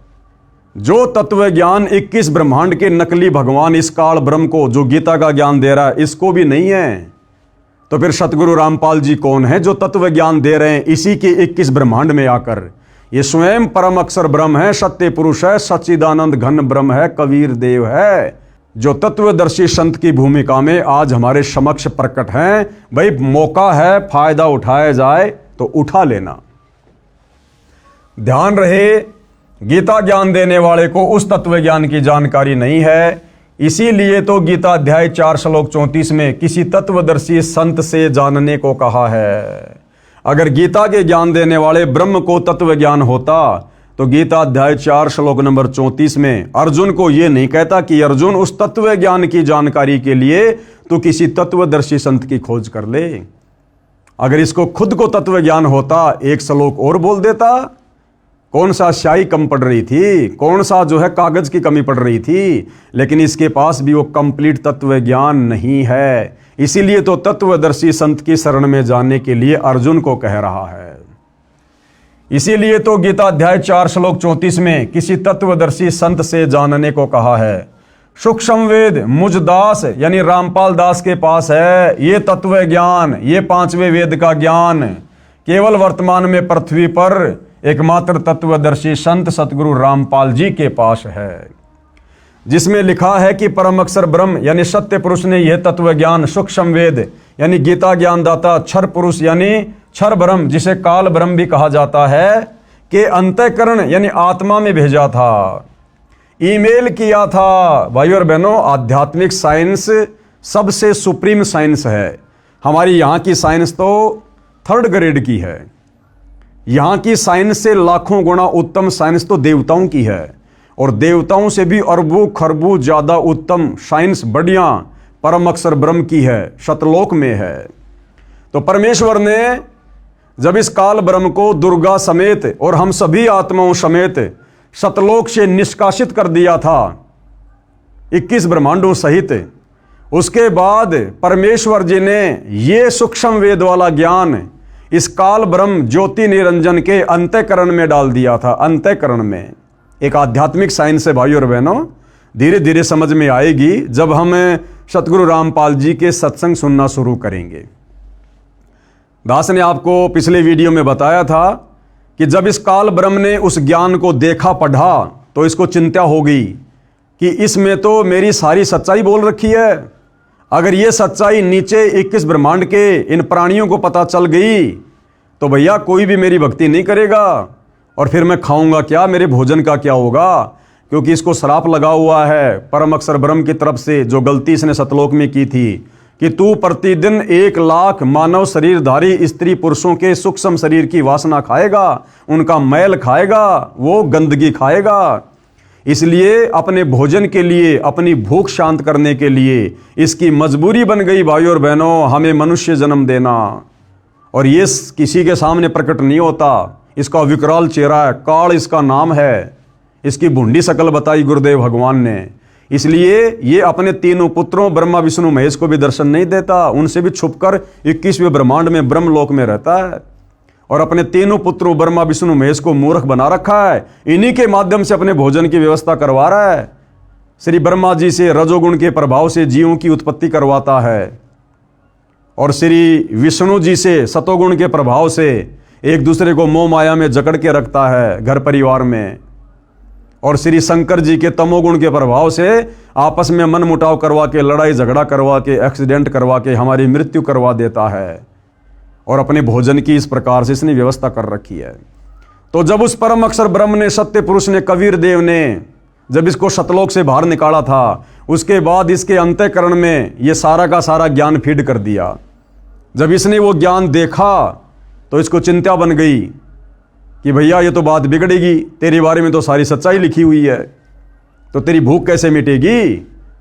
तो इसने क्या किया भाइयों और बहनों, जल्दबाजी में इसने वो मुख्य ज्ञान जो मुक्ति का था, मोक्ष का था, वो ज्ञान इसने जल्दबाजी में नष्ट कर दिया, और बाकी ज्ञान वेद रूप में अपने बड़े पुत्र ब्रह्मा जी को समुद्र मंथन के दौरान दे दिया। ब्रह्मा जी ने वो ज्ञान आगे अपने वंशजों को दे दिया, मनु को दे दिया, मनु ने फिर आगे आम समाज में उतार दिया, और फिर आज से लगभग 5,500 वर्ष पहले द्वापर में वेद व्यास जी को दिव्य दृष्टि देकर उस ज्ञान को जो का त्यों वेदों के रूप में लिपिबद्ध करवा दिया, जो वेद आज आम समाज में है। तो गुरुदेव भगवान क्या कह रहे हैं कि वो सूक्ष्म वेद वाला ज्ञान, जो ज्ञान इन चारों वेदों में नहीं है, जिस ज्ञान को इस काल ब्रह्म ने नष्ट कर दिया था, वो सूक्ष्म ज्ञान देने के लिए वो परम अक्षर ब्रह्म, वो कबीर परमात्मा फिर सतलोक से चलकर स्वयं धरती पर तत्वदर्शी संत के रूप में प्रकट होता है। इसलिए कहा है कि 21 ब्रह्मांड में किसी के पास वो मुक्ति का ज्ञान नहीं है, मुक्ति का मार्ग नहीं है, तत्व ज्ञान नहीं है। अब सतगुरु रामपाल जी क्या कह रहे हैं कि सूक्ष्म वेद मुझदास रामपाल दास के पास है। तो भाइयों और बहनों आप विचार कर लेना, सतगुरु रामपाल जी कौन है जिनके पास सूक्ष्म वेद है, सूक्ष्म ज्ञान है। ये स्वयं परम अक्षर ब्रह्म है, जिसमें लिखा है कि परम अक्षर ब्रह्म यानी सत्य पुरुष ने यह तत्व ज्ञान, सूक्ष्म वेद, गीता ज्ञान दाता, क्षर पुरुष, इस काल को क्षर पुरुष भी कहते हैं। क्षर का मतलब होता है नासवान, जिसकी जन्म और मृत्यु होती है। क्षर पुरुष यानी क्षर ब्रह्म, जिसे काल ब्रह्म भी कहा जाता है, इसके अंतःकरण में, इसकी आत्मा में भेजा था, ईमेल किया था, उसने अपने श्वासों द्वारा बाहर निकाल कर पढ़ा। इसने देखा कि इसमें परम अक्षर ब्रह्म का ज्ञान है, यानी सतलोक का ज्ञान है, इसमें तो पूर्ण परमात्मा का भी ज्ञान है, वहां का सुख तथा यहां काल लोक का दुख लिखा है। इसने विचार किया कि यदि मेरे 21 ब्रह्मांडों में रहने वाले प्राणियों को सत्यलोक के सुख का तथा उसमें जाने वाली भक्ति का पता चला तो सब भाग जाएंगे, मेरी सुधा यानी भूख कैसे शांत होगी। इस डर से इसने वह ज्ञान सूक्ष्म वेद से निकाल दिया और शेष ज्ञान समुद्र में छुपा दिया, जो आगे चलकर इसके बड़े पुत्र ब्रह्मा को प्राप्त हुआ। सूक्ष्म वेद के अनुसार सागर मंथन के समय 4 वेद निकाले, वे ब्रह्मा जी ने पढ़े। फिर यही वेद ज्ञान काल ब्रह्म ने ब्रह्मा का रूप धारण करके सूर्य देव को बताया। सूर्य देव कौन? ये आग का गोला नहीं, इस आग के गोले सूर्य के ऊपर जिस देव का कंट्रोल है, आधिपत्य है, वो सूर्य देव जो मनुष्य रूप में है, देव रूप में है। जिस प्रकार भाइयों और बहनों परिवहन मंत्री होता है, तो परिवहन मंत्री कोई परिवहन का साधन थोड़ी होता है, कोई बस थोड़ी होती है, कोई ट्रक थोड़ी होता है। परिवहन मंत्री मतलब वो एक व्यक्ति है, इंसान है, जो परिवहन के साधनों पर कंट्रोल रखता है। इसी प्रकार सूर्य देव एक देवता अलग है, और ये जो सूर्य है आग का गोला, ये एक अलग है। फिर यही वेद ज्ञान काल ब्रह्म ने ब्रह्मा का रूप धारण करके सूर्य देव को बताया। सूर्य ने अपने पुत्र ऋषि स्वयंभू मनु को चारों वेदों वाला ज्ञान बताया। वह सतयुग का समय था। फिर इस काल ब्रह्म ने ब्रह्मा रूप धारण करके सूर्य ऋषि को बताया। गीता अनुसार गीता ज्ञान देने वाले काल ब्रह्म ने वेद ज्ञान सूर्य से कहा। सूर्य ने अपने पुत्र मनु को बताया। मनु ने अपने पुत्र इक्ष्वाकु को बताया। फिर कुछ राज ऋषियों ने सुना। 4 युग, सतयुग जो 17,28,000 वर्ष का है, त्रेता युग जो 12,96,000 वर्ष का समय है, द्वापर युग जो 8,64,000 वर्ष का समय है, और कलयुग जो 4,32,000 वर्ष का समय है। विशेष इससे दास ये सिद्ध करना चाहता है कि जिस समय श्रीमद् भगवत गीता का ज्ञान अर्जुन को बताया, उस समय सतयुग त्रेता युग पूरे जा चुके थे। यानी भाइयों और बहनों, जिस समय इस काल ब्रह्म ने महाभारत के युद्ध में, कुरुक्षेत्र के मैदान में ये गीता जी का ज्ञान बोला था, उससे पहले तो सतयुग 39 लाख वर्ष बीत चुका था। और ये ज्ञान भाइयों और बहनों सतयुग में 1 लाख वर्ष के बाद धीरे धीरे नष्ट होना शुरू हो गया था ये वेद ज्ञान। अब ये बीच में कितना गैप हो गया, लगभग 38 लाख वर्ष तक दुनिया वेदों के अनुसार नहीं बल्कि मनमाना आचरण करती हुई आ रही है। और अब सतगुरु रामपाल जी उसी वेद ज्ञान को, इसी गीता जी के ज्ञान को जब यथार्थ रूप में समाज में उतार रहे हैं, तो लोगों को स्वीकार करने में बड़ी दिक्कत आ रही है, क्योंकि लोग लोक वेद पर ज्यादा आधारित हो गए, कहीं सुनी बातों पर ज्यादा विश्वास करने लग गए, और कहते हैं कि संत रामपाल जी को क्या पता, ये तो कल आए हैं, ये हमारे बड़े बड़े साधु संत महात्मा ऋषि आचार्य शंकराचार्य जैसे चले गए, क्या उनको ज्ञान नहीं था? तो भाइयों और बहनों, किसको कितना ज्ञान था, ये सारी बातें आप जी इन वीडियो में देख रहे हैं। इस पवित्र पुस्तक हिंदू साहिबान नहीं समझे गीता वेद पुराण अपनी आंखों से देख रहे हैं। तो वर्तमान में सतगुरु रामपाल जी को, जो कि ये वेद ज्ञान, ये गीता ज्ञान, ये प्राय लुप्त हो चुका है। लोग शास्त्र विरुद्ध साधना को सत्य मानकर उस पर आरूढ़ हो चुके हैं। अब आम समाज में इस सत्य ज्ञान को उतारने में थोड़ी कठिनाई आ रही है। लेकिन भाइयों और बहनों, ये कलयुग की बिचली पीढ़ी है। सभी को परमात्मा ने अक्षर ज्ञान युक्त कर दिया है, सभी को शिक्षित कर दिया है, सभी सदग्रंथों का अनेक भाषाओं में ट्रांसलेट करवा दिया गया है। बुद्धिमान समाज है और अवश्य इस सच्चाई को स्वीकार करेगा, भले ही थोड़ा समय लगे। इससे दास ये सिद्ध करना चाहता है कि जिस समय श्रीमद् भगवत गीता का ज्ञान अर्जुन को बताया, यानी लगभग 5,500 वर्ष पहले द्वापर में, उस समय सतयुग त्रेतायुग पूरे जा चुके थे तथा द्वापर युग मात्र 100 वर्ष शेष था। वेद ज्ञान काल ब्रह्म ने सूर्य देव को दिया। सूर्य ने अपने पुत्र वैश्वत मनु जी को सतयुग के प्रारंभ में दिया। उस समय पुराणों की रचना नहीं हुई थी, केवल वेदों के ज्ञान के आधार से ऋषिजन साधना करते थे, जिसका प्रमाण गीता अध्याय 17 श्लोक 23 में भी है। कहा है कि सच्चिदानंद घन ब्रह्म के सुमरण का ओम तत्सत 3 मंत्र का जाप है, जो 3 प्रकार से किया जाता है। सृष्टि की आदि में यानी सतयुग की शुरुआत में ब्राह्मण यानी विद्वान भगतजन इसी ज्ञान के अनुसार यज्ञ आदि अनुष्ठान किया करते थे। कृपया ध्यान दें, गीता का ज्ञान वेद ज्ञान से सतयुग के शुरू में ब्रह्मा व मनु को मिला था। उससे 38,87,900 वर्ष पश्चात कहा गया है। यानी भाइयों और बहनों, जो वेद ज्ञान सतयुग की शुरुआत में भगत जन उस वेद ज्ञान के अनुसार भक्ति किया करते थे, वो वेद ज्ञान फिर सतयुग के बाद यानी 38,87,900 साल के बाद अब महाभारत के युद्ध में, कुरुक्षेत्र के मैदान में फिर से गीता जी के रूप में बोला गया। इतने वर्षों के बाद उसे 38,87,900 वर्ष पश्चात कहा गया है, जो लगभग 1,00,000 वर्ष तक यथारूप में रहा सतयुग की शुरुआत में। उसके पश्चात मनमाना आचरण प्रारंभ हो गया था। प्रमाण आगे बताया है। यह भी याद रखें कि गीता अध्याय 4 श्लोक 1 और 2 में गीता ज्ञानदाता ने यानी काल ब्रह्म ने कहा है कि हे अर्जुन, ये अविनाशी योग यानी यह है अविनाशी भक्ति जो जीव को भी अविनाशी बना दे, शाश्वत स्थान सतलोक में बैठा दे। यह अविनाशी योग यानी यथार्थ भक्ति की जानकारी वाला ज्ञान अर्थात वेद ज्ञान मैंने सूर्य से कहा था सतयुग में। सूर्य ने अपने पुत्र मनु से कहा सतयुग में। मनु ने अपने पुत्र इक्ष्वाकु राजा से कहा सतयुग में। उसके बाद ये ज्ञान राज ऋषियों ने परंपरा से जाना, यानी फिर इसमें मिलावट होती चली गई। किंतु बाद में वह योग यानी भक्ति का ज्ञान नष्ट यानी नष्ट हो गया था। यानी ये तत्व ज्ञान, ये वास्तविक वेद वाला ज्ञान है।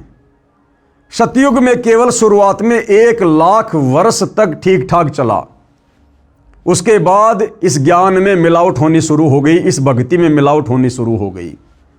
और उस वेद ज्ञान को जो सतयुग में शुरुआत में 1,00,000 वर्ष तक सही चला था, फिर उस ज्ञान को दोबारा से गीता ज्ञान के रूप में द्वापर युग के लास्ट में बोला गया काल ब्रह्म के द्वारा।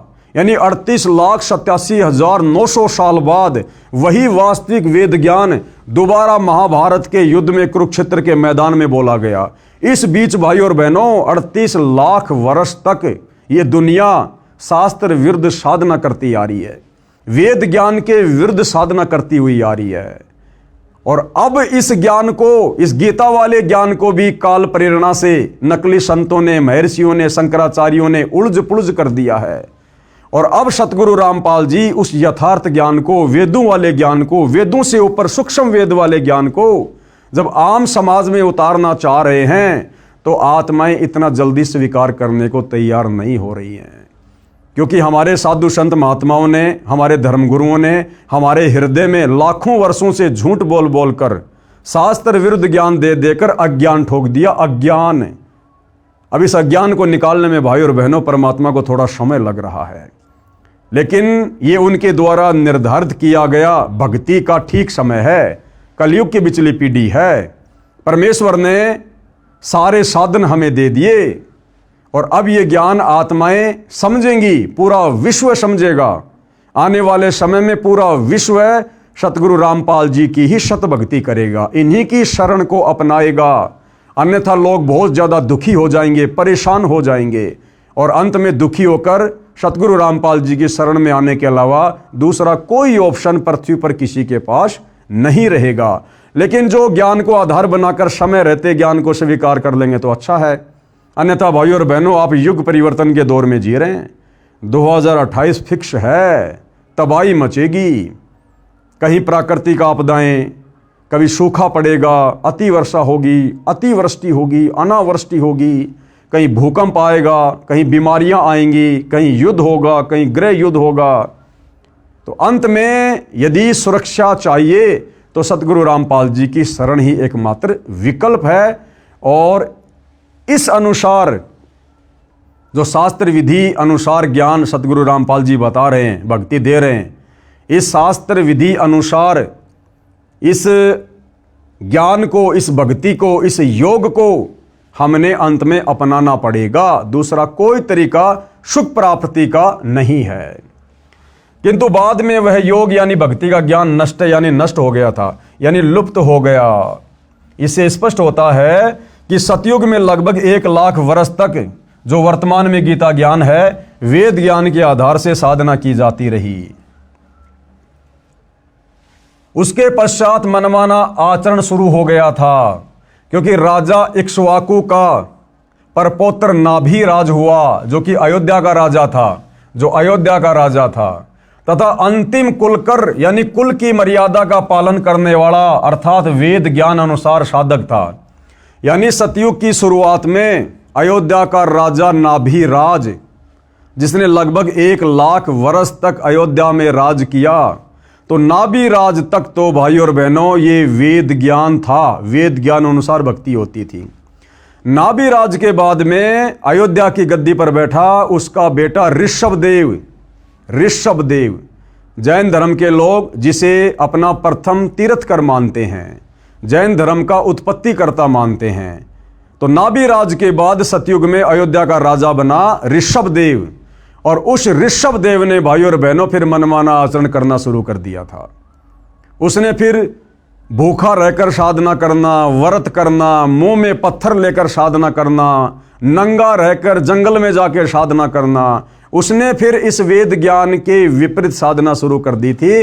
और उसी समय से यानी सतयुग 1 लाख वर्ष बीतने के बाद से लेकर वर्तमान समय तक, जब तक सतगुरु रामपाल जी ने सन 1994 से वापस ये यथार्थ शतभक्ति देनी शुरू नहीं की थी, तब तक भाई और बहनों ये दुनिया मनमाना आचरण करती हुई आ रही है। क्योंकि राजा इक्ष्वाकु का परपौत्र नाभिराज हुआ, जो अयोध्या का राजा था तथा अंतिम कुलकर यानी कुल की मर्यादा का पालन करने वाला अर्थात वेद ज्ञान अनुसार साधक था। उसके बाद नाभिराज का पुत्र राजा ऋषभदेव हुआ, जो जैन धर्म का प्रथम तीर्थकर हुआ, जिसने शास्त्र विधि त्याग कर मनमाना आचरण करके साधना की, भक्ति की। प्रश्न 6, अब किसी ने सवाल किया है पुराण कैसे बने, कि इन पुराणों की रचना कैसे हुई है। इन पुराणों की रचना भी भाई और बहनों मनमाने तरीके से हुई है, मनमाने तरीके से। पुराणों में भी यथार्थ भक्ति नहीं है। उत्तर कृपया ध्यान दें, यह वेद ज्ञान यानी जो गीता में बताया गया है, सतयुग के प्रारंभ में यानी शुरुआत में, यानी लगभग 1 लाख वर्ष सतयुग बीत जाने के बाद ही समाप्त हो गया था। इसका प्रमाण कहाँ है? इसका प्रमाण है जैन संस्कृति कोश, यानी जैन समाजियों की एक पुस्तक है, जैन संस्कृति कोश नामक पुस्तक, जिसके लेखक हैं प्रोफेसर भागचंद जैन भास्कर, सन्मति प्राच्य शोध संस्थान नागपुर कला एवं धर्म शोध संस्थान वाराणसी। इसके प्रकाशक हैं डॉक्टर प्रेम शंकर द्विवेदी। डॉक्टर भागचंद्र जैन भास्कर के पेज नंबर 176 पर लिखा है कि इक्ष्वाकु के वंश में राजा नाभिराज हुए, उनके पुत्र ऋषभदेव जी हुए, जो अयोध्या के राजा थे। ऋषभदेव राज त्याग कर 1 वर्ष तक निराहार रहे, यानी भूखे रहे, व्रत किया। अब ये व्रत करना ना गीता में है ना वेद में है। तो ये राजा ऋषभदेव से पाखंड इस भक्ति में शुरू हो चुका था। मनमानी भक्ति इन्होंने करनी शुरू कर दी थी, यानी कुछ नहीं खाया, फिर जंगल में चले गए, 1000 वर्ष तक घोर तप किया। अब ये घोर तप करना ना गीता में लिखा है ना वेदों में। गीता जी तो मना कर रही है कि जो साधक तप करते हैं वो शरीर में विराजमान परमात्मा को और शरीर के कमल चक्रों में विराजमान देवताओं को भी दुखी करते हैं। वो तो राक्षस स्वभाव के जान, और उनको तो मैं घोर नरक में डालता हूं। अब बताओ, सतयुग में राजा ऋषभदेव ने उस समय यह तप करना शुरू कर दिया था, वेद विरुद्ध साधना। 1000 वर्ष तक घोर तप किया, जो जैन धर्म के प्रथम तीर्थकर हुए। इसके पश्चात धर्म देशना यानी नाम दीक्षा देने लगे, मनमुखी रूप से नाम देने लगे। और प्रथम नाम उपदेश उस ऋषभदेव ने अपने पुत्र यानी भरत के पुत्र मरीचि को दी। किसको दी? अपने पुत्र भरत के पुत्र मरीचि को दी।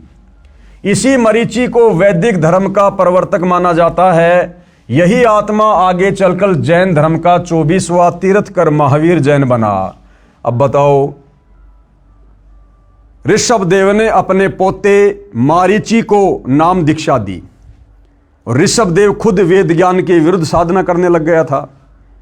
तो जिसको वो नाम उपदेश देगा वो भी तो वही साधना करेगा वेद विरुद्ध। तो अपने पुत्र मारीचि को उसने प्रथम नाम दिया, और वही मारीचि वाली आत्मा आगे चलकर लाखों वर्ष बाद जैन धर्म का 24वां तीर्थकर महावीर जैन हुआ। तो बताओ भाइयों और बहनों, जब सतयुग में जैन धर्म के प्रवर्तक ऋषभ देव ने ही वेद विरुद्ध साधना शुरू कर दी थी, तो जैन धर्म के 24वें तीर्थकर महावीर स्वामी के पास, महावीर जैन के पास भला वेद अनुसार साधना कहां से होगी। और जब आप पढ़ेंगे जैन समाज की पुस्तक आओ जैन धर्म को जाने, उसमें साफ साफ लिखा है कि महावीर जैन ने अपने जीवन काल में 363 पाखंड मत चलाए। यानी बहुत सारे पाखंड मत तो ऋषभ देव जी ने शुरू कर दिए थे, और फिर महावीर जैन ने भी कमी नहीं छोड़ी, 363 पाखंड मत चला के चला गया। नंगा रहना, मुंह पे पट्टी बांधना, प्याज लहसुन नहीं खाना, सूर्य अस्त होने से पहले भोजन कर लेना, दुनिया भर के पाखंड मत चला के निकल पड़ा। यही आत्मा आगे चलकर, कौन सी आत्मा? मारीची वाली आत्मा, जिसने ऋषभ देव से यानी अपने दादाजी से नाम उपदेश लिया था। यही आत्मा आगे चलकर जैन धर्म का 24वां तीर्थकर महावीर जैन बना। जिस साधना को श्री ऋषभ देव जी करते थे, वही साधना अपने प्रथम शिष्य मरीची को दी। आगे पढ़ोगे, मरीची यानी महावीर जैन की दुर्गति का प्रमाण। और ऋषभ देव के द्वारा बताई गई शास्त्र विरुद्ध साधना करने से उस मारीची वाले जीव की क्या क्या दुर्गति हुई, फिर कैसे कैसे उसने जीवन भोगे। आगे पढ़ोगे, मारीची यानी महावीर जैन की दुर्गति का प्रमाण है। इसे स्पष्ट है कि मनु के पुत्र इक्ष्वाकु, इक्ष्वाकु के परपोत्र नाभिराज, नाभिराज के पुत्र ऋषभदेव, ऋषभदेव जी ने सब साधना वेद विरुद्ध की, यानी वेद ज्ञान की कमी स्पष्ट है। गीता चारों वेदों का सार है। गीता अध्याय 17 श्लोक 1 और 6 में घोर तप को मनमाना शास्त्र विरुद्ध साधना कहा है। ऐसे व्यक्तियों को जो मन कल्पित घोर तप को तपते हैं, असुर यानी राक्षस स्वभाव के जान, उनको घोर नरक में डाला जाता है। फिर और नीची योनियों में भूत पितर की, पशु पक्षियों की योनि में जाता है। कौन? जो व्यक्ति मनमाना आचरण करता है। और वर्तमान में पूरा का पूरा हिंदू समाज संत रामपाल जी के भक्तों को छोड़कर मनमाना आचरण कर रहा है। सब के सब नरक में जाने वाली साधना कर रहे हैं। गीता अध्याय 17 श्लोक 5, जो मनुष्य शास्त्र विधि से रहित केवल मनमाना, जो वेदों व गीता शास्त्रों में कहीं नहीं है, जैसे राधे राधे श्याम मिला दे, ओम नमो भागवते वासुदेवाय नमः, व्रत करना, तीर्थों पे जाना, मूर्ति बनाकर पूजना, मंदिरों में जाना, मस्जिदों में जाना, चर्चों में जाना, गुरुद्वारा बनाकर पूजा करना, तप करना, पैदल यात्रा करना, कावड़ लेके आना, ये वेदों में और गीता जी में कहीं नहीं है। ये मनमाना आचरण है, और ये मनमाना आचरण करने वाला अंत में नरक का भागी होता है, क्योंकि ये साधना वेद और गीता के विरुद्ध है। गीता अध्याय 17 श्लोक 5, जो मनुष्य शास्त्र विधि से रहित केवल मनमाना, जो वेदों व गीता शास्त्रों में नहीं कहा है, उस घोर तप को तपते हैं तथा दंभ और अहंकार से युक्त कामना, आसक्ति, बल के अभिमान से भी युक्त हैं। यानी अहंकार भी है, मान बढ़ाई भी है, दिखावा भी है। गीता अध्याय 17 श्लोक 6, शरीर रूप से स्थित भूत समुदाय को, शरीर में असंख्यों सूक्ष्म जीव हैं, उन प्राणियों को और अंतःकरण में स्थित मुझको दुखी करने वाले यानी अधिक कष्ट देने वाले हैं, उन अज्ञानियों को तू आसुर यानी राक्षस स्वभाव वाले जान। यानी जो व्यक्ति वेद और गीता विरुद्ध साधना करता है, जो व्यक्ति तत्वदर्शी संत की शरण में आकर शास्त्र अनुकूल सत भक्ति नहीं करता, भाई गीता ज्ञानदाता कह रहा है कि वो तो राक्षस स्वभाव को धारण किया हुआ मनुष्य में नीच व्यक्ति है, उसको तो मैं घोर नरक में डालूंगा। तो आज सतगुरु रामपाल जी के पंथ में उनके भक्तों को छोड़कर 99.99% हिंदू समाज, मुसलमान समाज, सिख समाज, ईसाई समाज, पूरे विश्व के प्राणी शास्त्र विरुद्ध, वेद विरुद्ध, गीता विरुद्ध मनमाना आचरण, मनमानी भक्ति कर रहे हैं। देख लेना भैया क्या बनेगी। ऋषियों ने मनमाना आचरण तथा कुछ वेद के आधार से ओम नाम का जाप किया तथा हठ योग, घोर तप किया, समाधियां लगाई, अपनी अपनी साधना का अनुभव बताना शुरू किया, शिष्य बनाने लगे। उनको जो ज्ञान ब्रह्मा जी से सुना था वह तथा कुछ अपना अनुभव हुआ उसको मिलाकर पुराणों की रचना की। इस प्रकार से भाई और बहनों ये 18 पुराणों की रचना हुई है। ये वेद अनुसार साधना तो सतयुग की शुरुआत में नष्ट हो गई थी। उसके बाद में सुना सुनाया ज्ञान और मनमानी भक्ति आगे चलने लगी। फिर आगे जितने भी बड़े बड़े साधु संत महात्मा ऋषि हुए हैं, दुर्वासा जैसे, वशिष्ठ जैसे, विश्वामित्र जैसे, मार्कंडे जैसे, इन लोगों ने कुछ एक साधना तो थोड़ी बहुत वेदों से निकाल ली और कुछ एक इन्होंने समाधि अवस्था में जो भी इनको अनुभव हुआ उसको मिलाकर गोल मटोल करके अपना अनुभव इन्होंने पुस्तकों के रूप में लिख दिया और समाज में पेश कर दिया, जिसको हम कहते हैं पुराण। तो भाई और बहनों, इन 18 पुराणों में जो ज्ञान वेदों से मेल खाता है, जो ज्ञान गीता जी से मेल खाता है, वो तो सत्य है, वो हमें स्वीकार्य है। और इन 18 पुराणों का जो ज्ञान वेद और गीता के ज्ञान के विरुद्ध है, वो किसी काम का नहीं है, वो कूड़ा करकट है। उनको जो ज्ञान ब्रह्मा जी से सुना था वह तथा कुछ अपना अनुभव हुआ उसको मिलाकर पुराणों की रचना की। जो महाभारत युद्ध के बाद व्यास जी ने चारों वेदों 18 पुराणों वाला ज्ञान महाभारत ग्रंथ, जिसमें श्रीमद् भगवत गीता भी लिखी है, तथा श्रीमद् भगवत यानी सुधा सागर जो राजा परीक्षित को ऋषि शुकदेव ने 7 दिन कथा सुनाई थी, वह ज्ञान श्रीमद् भागवत नाम से जाना जाता है। इन सब को लिपिबद्ध किया किसने? वेद व्यास जी ने कागज पर लिखा, जो आज आपके कर कमलों में है। विशेष ऋषियों ने एक दूसरे से सुना ज्ञान बताया, जिससे पवित्र पुराणों की रचना हुई। इसका प्रमाण आप देखें व पढ़ेंगे इसी पुस्तक के पेज नंबर 192 पर आगे। पर जहां शिव महापुराण की विद्वेश्वर संहिता के अध्याय 12 श्लोक 1:54 की फोटोकॉपी लगी है, वक्ता ऋषि शुत जी हैं, जो व्यास ऋषि का शिष्य है। कहा है कि मैंने जैसा व्यास जी से सुना वैसा कहता हूं। इससे सिद्ध है कि पुराणों का ज्ञान लोकवेद है, यानी सुना सुनाया ज्ञान है। कहा सुना यानी दंत कथा है, जो वेद विरुद्ध है, जिसका मुक्ति से कोई लेना देना नहीं है। प्रश्न नंबर 7, वेद, गीता तथा 18 पुराणों का ज्ञान एक समान हुआ क्योंकि ऋषियों ने भी वेदों को पढ़ा, फिर भक्ति की, अपना अनुभव बताया, जो पुराण कहे जाते हैं। तो इसका उत्तर गुरुदेव दे रहे हैं, वेदों व पुराणों का ज्ञान एक समान नहीं है। पुराणों में कुछ ज्ञान वेदों का है, शेष ऋषियों के घर का है, जो व्यर्थ है, बेकार है, उनका खुद का अपना अनुभव है। और भक्ति मार्ग में खुद का अनुभव नहीं चलता। उदाहरण दिया गुरुदेव ने, मार्कंडे पुराण का उदाहरण दे रहे हैं गुरुदेव। अध्याय रोचे ऋषि की उत्पत्ति कथा प्रश्न 250 पर कहा है कि एक रुचि ऋषि था जो वेदों को पढ़ता था। उसने विचार किया कि मनुष्य जीवन मोक्ष प्राप्ति के लिए मिला है, कि भाई मानव जन्म दुर्लभ है, ये मिले न बारंबार, जैसे तरवर से पत्ता टूट गिरे फिर बहुर न लगता डार। ये मनुष्य जन्म पूर्ण परमात्मा हमें केवल मोक्ष प्राप्ति के लिए, सत भक्ति के लिए देता है, कि मानव जन्म पाए कर जो नहीं रटे हरि नाम, भाई जैसे कुआं जल बिना फिर बनवाया क्या काम। तो रोचे ऋषि को इस बात का ज्ञान था कि ये जो मनुष्य शरीर है, ये केवल पूर्ण परमात्मा की सच्चे तत्वदर्शी संत से सत भक्ति लेकर मोक्ष करवाने के लिए मिलता है, कि मनुष्य जीवन मोक्ष प्राप्ति के लिए मिला है। इसलिए उसने न विवाह करवाया, न आश्रम का निर्माण किया, वेदों को जैसा समझा उसी अनुसार साधना करता था। उसकी उम्र 40 वर्ष हो गई थी।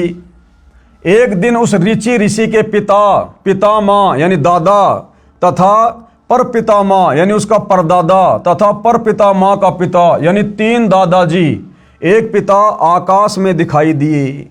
उस रोचे ऋषि के पूर्वज जो मर चुके थे, दादा परदादा उसका दादा, एक दिन उसको आकाश में दिखाई दिए। उससे पहले वो रोचे ऋषि वेदों के अनुसार सत भक्ति कर रहा था, लेकिन उसके पूर्वजों ने जो भूत बने हुए थे, उन्होंने उसको वेद विरुद्ध साधना पर लगा दिया। तथा परपितामह का पिता यानी 3 दादाजी, एक पिता आकाश में दिखाई दिए। बोले, बेटा रुचि, तूने विवाह क्यों नहीं करवाया? हमारे श्राद्ध कर्म पिंडदान क्यों नहीं कराया? बेटा हम पितर बने हैं, हमारे कर्मकांड करो। क्योंकि रोचे ऋषि के दादा ने परदादा ने वेद विरुद्ध साधना की, मनमाना आचरण किया और फिर वो भूत बन गए, प्रेत बन गए, पितर बन गए, कष्ट भोग रहे थे। तो वो सारे के सारे रोचे ऋषि को दिखाई दिए और उसको क्या कहा कि बेटा रुचि, तूने विवाह क्यों नहीं करवाया, हमारे श्राद्ध कर्मकांड पिंडदान क्यों नहीं कराए, जबकि वेदों में और गीता में ये पाखंड करने के लिए कोई आदेश नहीं है। बेटा हम पितर बने हैं, भाई सतभक्ति करते, पितर क्यों बने, हमारे कर्मकांड करो। रुचि ऋषि बोला, हे पिता, हे पितामहे, वेद में कर्मकांड को अविद्या कहा है, यानी मूर्खों का कर्म बताया है वेदों में। श्राद्ध निकालना, पितर पूजना, यानी मूर्खों का कर्म बताया है, ये नहीं करना चाहिए। पितर बोले, बेटा ये सत्य है। वो पितर क्या कह रहे हैं कि बेटा रुचि, बिल्कुल वेदों में ऐसा ही लिखा है कि श्राद्ध नहीं निकालने चाहिए, ये पितर पूजा नहीं करनी चाहिए, कोई भी कर्म कांड नहीं करना चाहिए। पितर बोले, बेटा ये सत्य है कि वेदों में कर्मकांड यानी भूत पूजा, पितर पूजा, देव पूजा को अविद्या यानी मूर्खों की साधना कहा है। आप जिस मार्ग पर लगे हो, वो पूर्वज कहने लगे कि बेटा रुचि, आप जिस मार्ग पे लगे हो ना, जो वेदों के अनुसार साधना कर रहे हो, यह मोक्ष मार्ग है। बेटा हम बहुत दुखी हैं, हमारा कर्मकांड कर, विवाह करवाओ। चारों पितर भी ऋषि थे, इन्होंने वेद विरुद्ध भक्ति की, जिस कारण से पितर योनि में कष्ट उठा रहे थे, अपना जीवन नष्ट किया, अपने बच्चों को सुमार्ग छुड़वाकर, यानी रोचे ऋषि जो वेदों के अनुसार साधना कर रहा था, सुमार्ग पर लगा हुआ था, उन पितरों ने अपने उस बच्चे का सुमार्ग छुड़वाकर कुमार्ग में धकेल दिया। उसको डरा के, धमका के, लोभ लालच दे के कि पितर तेरा ये भला कर देंगे, पितर तेरा ये कर देंगे। और गुरुदेव कहते हैं वो पितर खुद तो भूखे मर रहे हैं, बता रुचि ऋषि का भला क्या भला कर देंगे। लेकिन उस वेद अनुसार साधना पर लगे हुए रुचि ऋषि को भी उन पितरों ने भ्रमित कर दिया और वेद विरुद्ध साधना पर लगा दिया, कर्मकांड में लगा दिया। रुचि ऋषि ने विवाह करवाया, एक पुत्र हुआ, उसका रोचे नाम रखा। अब इस कथा का क्या सार है, गुरुदेव हमें वो समझाना चाहते हैं। इस कथा का सार क्या है? रुचि ऋषि ने कहा कि कर्मकांड यानी पितर पूजा, भूत पूजा, देव पूजा को वेदों में गलत बताया है। पितर भी ऋषि थे, वेद याद कर रखे थे, पढ़ते भी थे, वे तुरंत मान गए कि वेद में ऐसा ही लिखा है। यह जो वेद ज्ञान है ये वेदों से लिया सत्य है, परंतु कर्मकांड ऋषियों के घर का है। ये ऋषि क्या करते थे, ज्ञान तो वेदों का बताते थे, लेकिन ये कर्मकांड अपनी तरफ से करवाते और करते थे। ये वेदों से लिया सत्य है, परंतु कर्मकांड ऋषियों के घर का है, नरक का मार्ग है, ये हमने नहीं करना है। गीता अध्याय 9 श्लोक 25 में वेद ज्ञान इस प्रकार है। अब भाइयों और बहनों, गीता अध्याय 9 श्लोक नंबर 25 में ये पितर पूजने के विषय में, भूत पूजने के विषय में, श्राद्ध निकालने के विषय में क्या दिशा निर्देश हैं। देवताओं को पूजने वाले देवताओं को प्राप्त होंगे, यानी जो लोग देवी देवताओं की पूजा करते हैं, जिन देवी देवताओं की पूजा करने के लिए गीता जी मना कर रही है, गीता अध्याय 7 श्लोक नंबर 12 से 15 में वेद मना कर रहे हैं, तो जो व्यक्ति देवी देवताओं की पूजा करेगा, मरने के बाद वो देवी देवताओं के लोक में चला जाएगा और उनका नौकर बनेगा। थोड़े बहुत समय रहेगा, फिर नरक में ठोक दिया जाएगा। और पितरों को पूजने वाले यानी श्राद्ध निकालने वाले, पिंडदान आदि करने वाले, ये पितरों को प्राप्त होंगे, यानी जहां उनके पूर्वज बैठे हुए हैं वो भी वहीं जाकर पितर बन जाएंगे, अपना जीवन बर्बाद करेंगे, यानी पितर बनते हैं। और भूतों को पूजने वाले यानी 13वीं महीना वाली क्रिया, अस्थि उठाकर गंगा में प्रवाह करना, श्राद्ध आदि करना, भूतों को प्राप्त होते हैं, यानी वो प्रेत बनते हैं। मेरा पूजन करने वाले मुझे प्राप्त होंगे। कौन कह रहा है? काल ब्रह्म कह रहा है कि मेरा पूजन करने वाले मेरे को प्राप्त होंगे। तो काल ब्रह्म की पूजा करने वाला कहाँ जाएगा? उसके ब्रह्मलोक में जाएगा। ब्रह्मलोक में जाने के बाद फिर वो जन्म मरण में आएगा। तो 21 ब्रह्मांड में भाइयों और बहनों, काल तक की पूजा से मोक्ष नहीं है। ये सारी बातें कहाँ लिखी है? गीता अध्याय 9 श्लोक नंबर 25 का सारांश है ये। जैन संस्कृति कोश पुस्तक के पेज नंबर 176 पर लिखा है कि राजा नाभिराज अंतिम कुलकर थे, यानी सतयुग में राजा नाभिराज अंतिम राजा थे जो वेदों के अनुसार साधना किया करते थे। कुलकर का अर्थ है जो अपने कुल की मर्यादा के अनुसार धर्म करता था। उसके बाद तो खाली झूठी फीत लगाई थी रामचंद्र जी के नाम के आगे, पुरुषोत्तम पुरुषोत्तम। ये मर्यादा ये तो सतयुग में 1,00,000 वर्ष के बाद राजा नाभिराज के बाद समाप्त हो चुकी थी।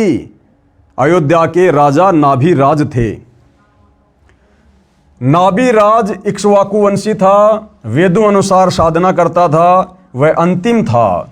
उसके पश्चात उसके पुत्र ऋषभ देव जी ने वेद के विरुद्ध मनमाना आचरण प्रारंभ किया।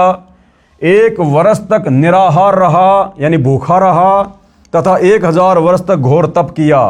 इससे सिद्ध हुआ कि ऋषिजन नाभिराज के पश्चात उसी इक्ष्वाकु कुल में ऋषभ देव हुए जो नाभिराज के पुत्र थे।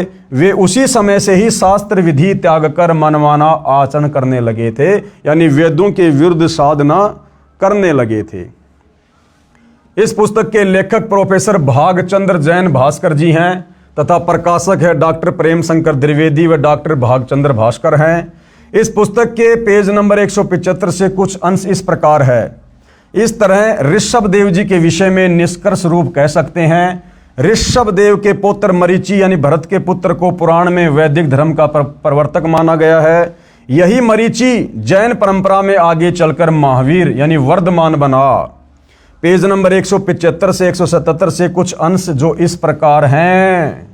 अब भाइयों और बहनों, वो मरीचि वाली आत्मा जिसने सतयुग में अपने दादा ऋषभ देव से नाम उपदेश लिया था, जो ऋषभ देव वेद विरुद्ध साधना किया करता था, और वही मारीची वाली आत्मा आगे चलकर महावीर जैन बना, जैन धर्म का 24वां तीर्थकर बना।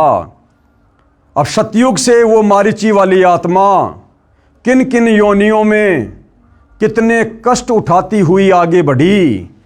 20 करोड़ बार गधा, 30 करोड़ बार कुत्ता, 10 करोड़ बार हाथी, कभी नपुंसक बना, कभी पेड़ पौधे की योनियां प्राप्त की, कभी वो बिल्ली बना, कभी देवता बना बीच बीच में।